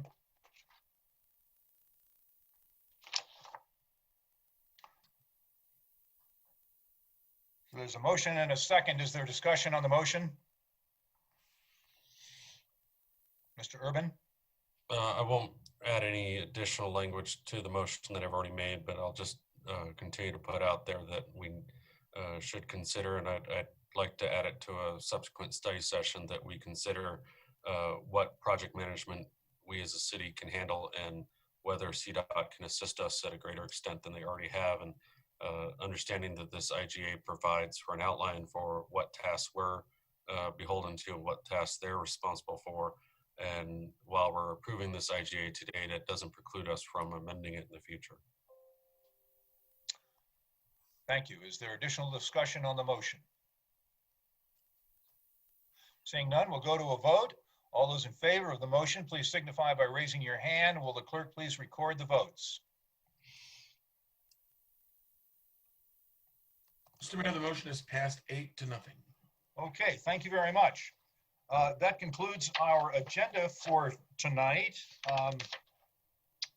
We will go now to city managers matters. Mr. Goff. Yeah, thank you, Mr. Mayor. Just a couple quick things. I believe Ms. Scheck sent out an email to you all earlier today. The census has been extended through its original deadline, I believe, of August 31st. So there was some discussion that they were going to end that sooner, but it has been extended through October 31st. So if there's some folks in our community that still haven't filled out the census, you have until the 31st. And second item, Mr. DiTullio is planning another volunteer cleanup for our I-70 Kipling corridor, and it is scheduled for, let's see, I think I have the dates, the 30th, October 30th. It's a Friday this time, 10 o'clock. If anybody wants to come help us, we'll be down there meeting at the Village Inn at I-70 and Kipling there. That's the staging area, and we're going to work for about an hour and a half. So if anybody would like to help us clean up that area, we would love your help. Thank you. Thank you. City attorney's matters. Mr. Dahl. Nothing tonight. Thank you so much. Thank you very much. We'll go to elected officials matters. And just a minute, I need to find my list here. We'll start with our clerk, Mr. Kirkpatrick. Thank you, Mr. Mayor. As most of you know, we received 2 protests to the petition that was declared sufficient to reverse the zoning change at 38th and Johnson. The 2 protests came from Judy Capra and Odarka Figlis, who were participants in the petition process. So they filed a protest against their own petition, which they have now rescinded in a notarized document that they filed in my office last Friday. I tell you this so you will know we are now diligently working on details to present the council at a future date on your options now that the petition has been declared sufficient. I have no more details at this point. That's all I have, Mr. Mayor. Okay, thank you very much. I don't believe we have our treasurer, Chris Miller, on the line tonight. So we will go to Ms. Nosler-Beck. Thanks, Mayor. Just wanted to remind folks that there's another ballot drop box at Anderson Park. I think sometimes people forget about it, but it's super conveniently located for District 4 residents, also District 3. It's awesome, accessible. Vote. There's one at Prospect Park also.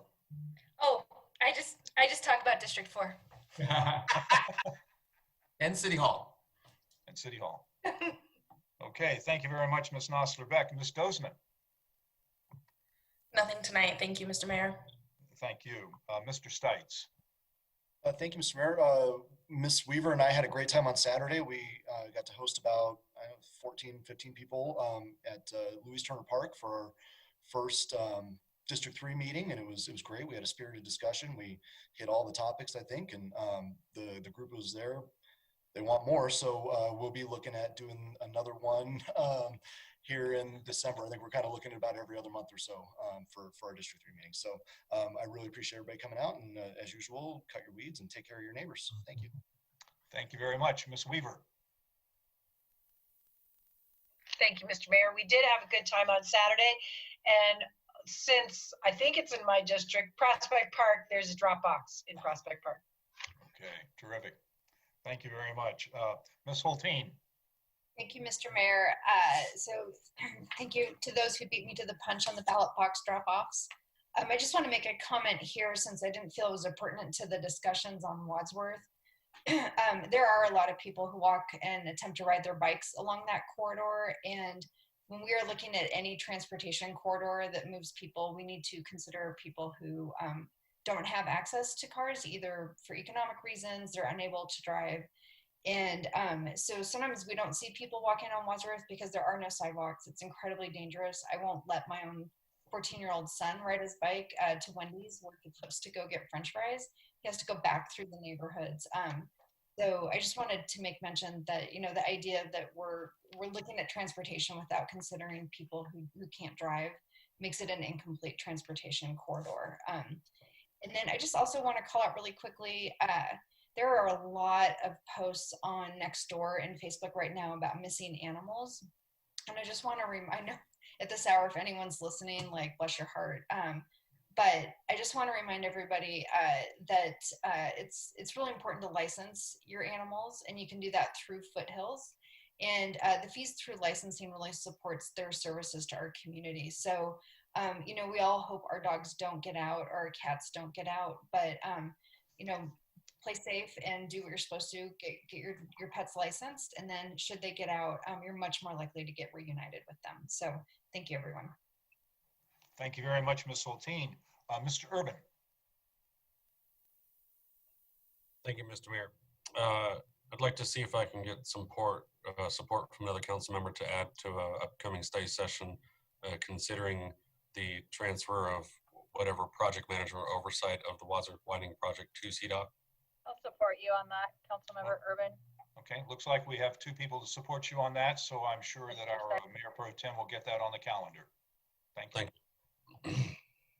Nothing else. Thank you very much. Ms. Hutchinson. Thank you, Mayor. Nothing tonight. Thank you. Okay, thank you very much. Ms. Hoppy. Thank you, Mr. Mayor.